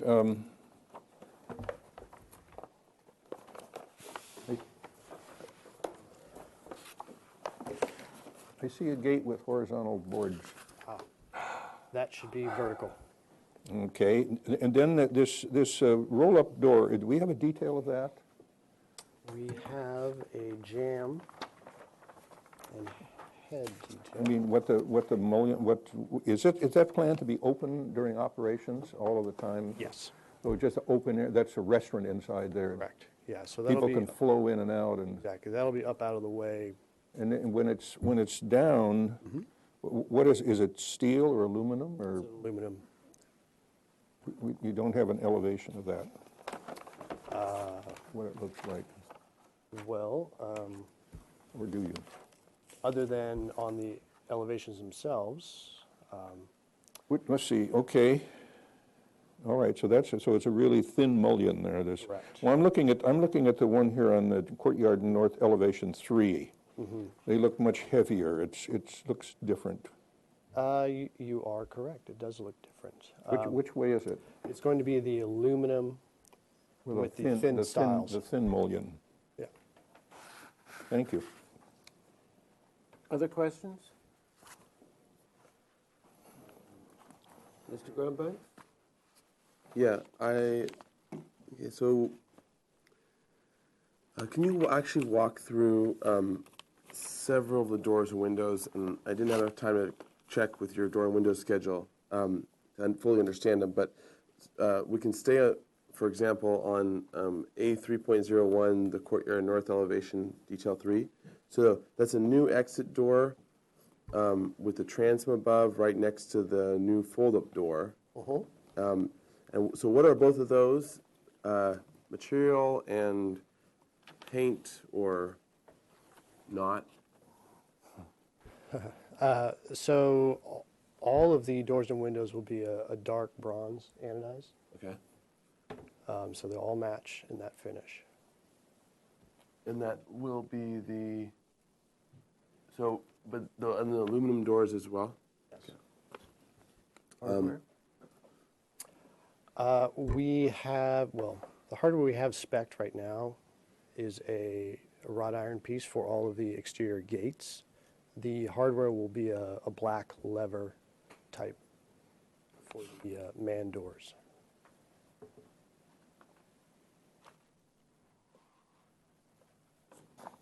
And how, another question, had we made comments about divisions within the doors at all? Within the sort of single pane doors? Had there ever been any comments about line divisions or not? I don't think so, Mr. Mayor. No. And then, all right, so now next door, A 3.02 on the west elevation, detail 1, 416B west elevation. That door, what is that solid door? This door right here? Yeah. This leads to a storage area. So we thought this would be a solid door painted to match. Painted to match? What? The wall? No,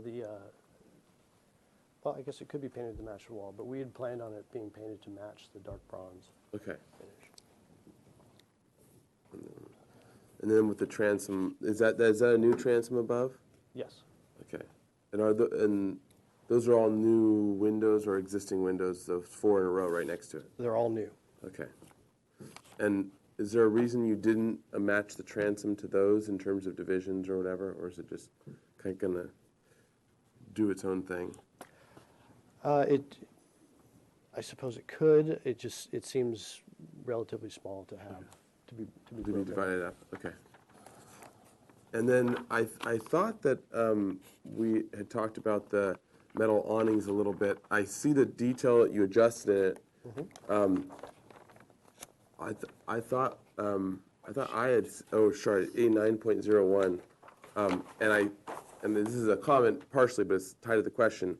And which I think is a great solution for I think you've sort of dressed it up to make it look like more like wrought iron and less like tube steel. But I also thought that we had said that we were officially down on metal awnings as El Pueblo Viejo, that we had kind of shifted a little bit. I said something like that. And I can't remember if it was last comment or not. My minutes show that we requested a restudy of the detail of the awnings. Okay. It was discussed. Okay. Thank you. I have another question. Mr. Sissing? Is that a question? Oh, or yeah. is That was enough of the question. Yeah. Okay. That was enough of my comment to question to get an answer. Okay. Well, it's our feeling that visually and functionally, this is the best solution for these two cases in this project. The fact that it's not visible from State Street, as well as the profile and overall dimensions of this piece is being minimized, we feel lends itself to a Santa Barbara style that's appropriate for this location. We've seen these on the hospital as well. There's a similar detailing up there, and I think those are very successful, and they match well with this style of architecture. Good done. That answers my question. Any other questions? Yeah, I do have a question. On the cut sheet, the small sheet, you're showing a bike hitching post. Where are you proposing bike hitching post? And then also, how are you site plan? Yeah. Well, you can see here on the landscape plan, they're located here on their own little. Okay, I'm sorry, I missed that. And then your trash is there. Great, thank you. That's all the questions I have. Thank you. Comments? Mr. Chair. Mr. Suding? Just to avail you of my experience with the Sansevieria cylindrica, it looks good for a while and then it stops performing. I'm not going to say that you can't use it, but you might be better off using the Sansevieria trifiscata, I think it is, the standard mother-in-law's tongue with the 3 colors. Yeah. It's just a little bit tougher than the cylindrica, my experience, but I'm not going to design it for you, just trying to help you. Okay, thank you. So study using a different species of Sansevieria, please. Mr. Chair? Mr. Mahan? Yeah, I think that there's the door, these single pane door, French doors. Excuse me, what sheet are you on? Well, I'm looking at sheet A 3.01. A detail, the courtyard north elevation. You've got a door there with one pane, and then up in the State Street bar elevation view, item 6, detail 6, the one piece of glass. But every place else, when I look at the elevations, the windows seem to be divided lights. Both in the main building and in the little secondary building on sheet A 3.02, the divided lights everywhere. And I think it would be more consistent to have the doors have more of a breakup. Maybe not so complicated as the windows, but I think I would request that the architect study that and have the door, the fenestration or the breakup of the doors be more compatible with the windows, and seem to all have come from the same period in the same time. So this here and this here just they don't seem to relate. In the next page over,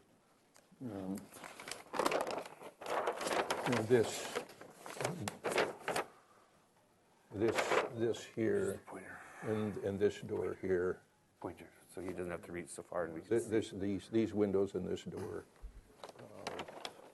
These, it might be nice to pick up this mullion here and that there, so maybe you get three lights per door, that it would pick up that pattern and be more traditional. Just as a very quick point of clarification. Wait till we're done with comments, please. Okay. Other comments, Mr. Grumbine?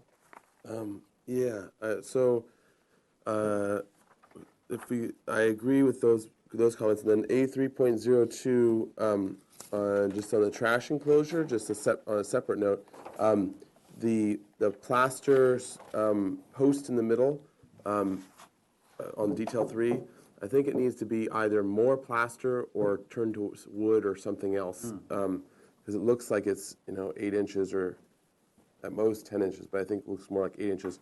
So that would be one thing. I could see it going to wood, or I can see it being bigger plaster. That's a kind of a side note or a side detail.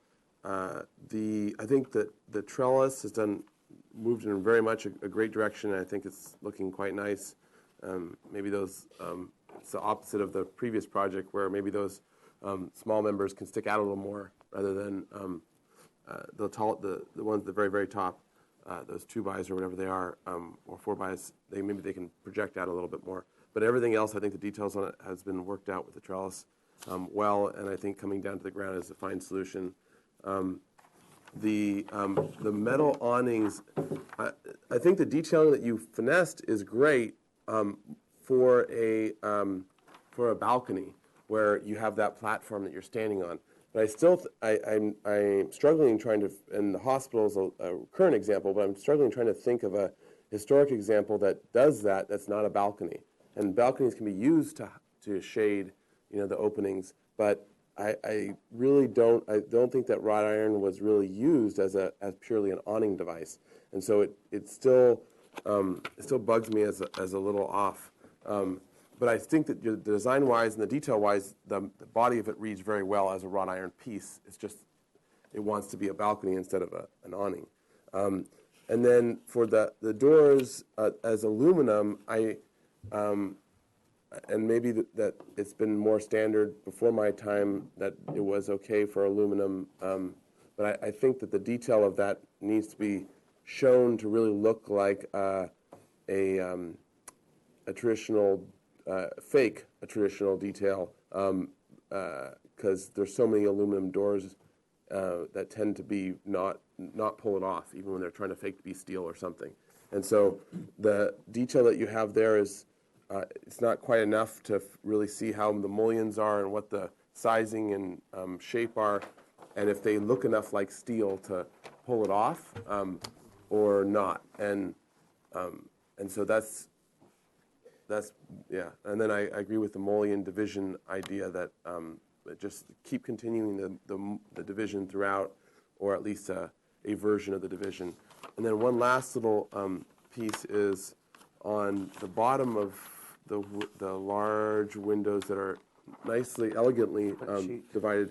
You can see on a detail at A3.02, the rear terrace and trellis, detail 7. Well, actually, you can't see the one piece that I wanted to talk about. But the very bottom of those windows that have the very thin, elegant mullions, when you look at the elevations, which are on, the next sheet, A3.01, or the previous sheet, A3.01, it looks like your elevations, the very bottom when you run down on east elevation 2, the very bottom of that window seems to have that it doesn't have that typical kick, or that even for windows, that typical extra heavy bar on the bottom. And it's very minor, but I think it'll affect your ratios a little bit of your division. So I think it should be probably picked up as well. You have it on your other new fold-up door more so. You have the stile on the bottom, or the rail on the bottom heavier than your stiles, which is nice. Okay. So that's and that's those are my comments. Any other comments? I'm not going to add anything, but you'll perhaps hear it in the summary. I'm sorry, Mr. Chair. Mr. Sitting. To add, unless you weren't going to add anything, I didn't get a chance to mention or ask whether the commission felt that these style of fixtures, and I think you had a cut sheet, didn't you? Of light fixtures. Did you have any more detail on the light fixtures? We did. We had a cut sheet last time, so Okay, these maybe- are Okay, placeholders. I was They're absent not- last time, so I'm going to shut my mouth. Do we have that picture? Running out of space, Just as a point of clarification. Sure. That might affect comments. So along the State Street facade, these are the existing doors and the upper windows. The majority of these are going to remain. They're not divided. So obviously creating a divided scenario would require replacing all of those. Which is why we tended to just a single light on our doors. Okay, I'll summarize the comments. Thank you. There needs to be more consistency in the expression of emollients on the windows and doors. And it needs to be more traditional than contemporary.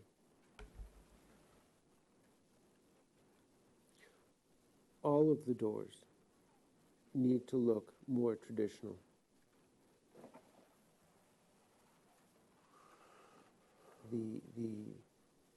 The relationship of panel to frame needs to be more traditional and not modern and slender.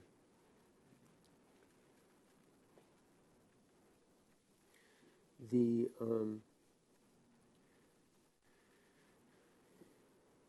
metal awnings are not acceptable.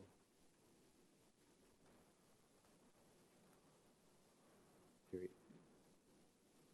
I'm not even going to say restudy. They're not acceptable. We would like to see a more traditional solution. Mr. Chair, may I ask for a straw vote? Don't. Okay, wait till I'm done. Please. Sure. Do we have the picture of the lantern? Right here, I'm sorry.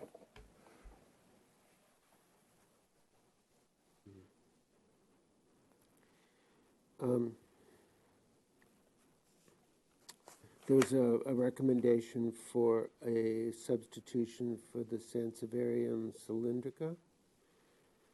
Did I get that right? Oh, yeah. Further, actually, the comments on sheet A 3.01 that the gate needs to be shown as verticals, and on the trash enclosure, the narrow dividing plaster wall needs to be expressed either as a wider element or in wood. Okay. You wanted a straw vote on the metal awning? I did, thank you, Mr. Chair. Okay, all those in favor of the direction of the metal awning right now as proposed? Those who wish a more traditional solution, not metal? I think that's I'm in the middle. Say not metal? Not metal. I would favor wrought iron. Wow. Wrought iron. Okay, so that was 1, 2, 3, 4, 5, not in metal. How many commissioners could support a more traditional metal awning? Kind of clarification. So in my mind, a traditional metal awning would have canvas on it. I mean, that's how you would do. You'd have some sort of bracket, you'd have a bar, you'd have whatever, and you'd have canvas and you'd have Yes, an awning. well, that would be a more traditional that would awning. be an acceptable, if it could look good in this context, an acceptable. Traditional awnings wrought usually iron, have metal yeah. supports, so that would be Or, included in the Mr. previous Chair, vote. Yes. you could have a trellis structure that's supported with brackets, with traditional brackets coming. Corbels or something. You know, coming up like that, and I mean, I think there are other ways to do it. Would we just say more traditional awning? Leave it at that? Or even, Well, that was the straw vote that you voted for. and we approved a little building on Figueroa Street by the Sportsman's Bar that you know had that bar, had yes, a I do. canopy. It was a stucco canopy that seemed to be very traditional, and I mean, I think there are other ways to do it besides this is a Saks Fifth Avenue solution that I think that we don't want to see it repeated. Mr. Chair? And the fact that it's on the hospital, the hospital's not in the district. Mr. Chair? Mr. Jory. So are we perhaps suggesting that there's a bit of a stylistic war going on in the back between a new and improved, more traditional trellis and this awning? There's a stylistic war going on in the back that needs to be resolved. Yeah, okay, And so many good. issues that's what we're looking for, is more consistency in the artistic expression. You can put that down. More consistency in the design expression. The landscape plan is otherwise acceptable. So, Mr. Chair, the metal awning comment, then, is it amended? So you said the metal awnings are not acceptable, or more? The metal awnings as designed are not are not acceptable and should be more traditional. More traditional being, more traditional in parentheses would have iron elements. Yes. Mr. Chair, I think, To be clear. I think it's probably not appropriate to use the word awning. It's really a canopy, in my estimation. It's a metal canopy. The awning has a sloped surface, whether it's canvas or metal. I think we do have, in fact, I know that the little building next to the Libero building has a metal awning, but it's detailed to look like a canvas awning, and it's sloped. Awnings are sloped and canopies are level. So this is a canopy. Yes. And I think we should call it thus. So, please change. Mr. Chair? Mr. Jury. Just a question. The motion was for project design approval on the 17th, and it was granted. Was it coming back with these items? Yes. Okay, thank you. So, this is a radical departure.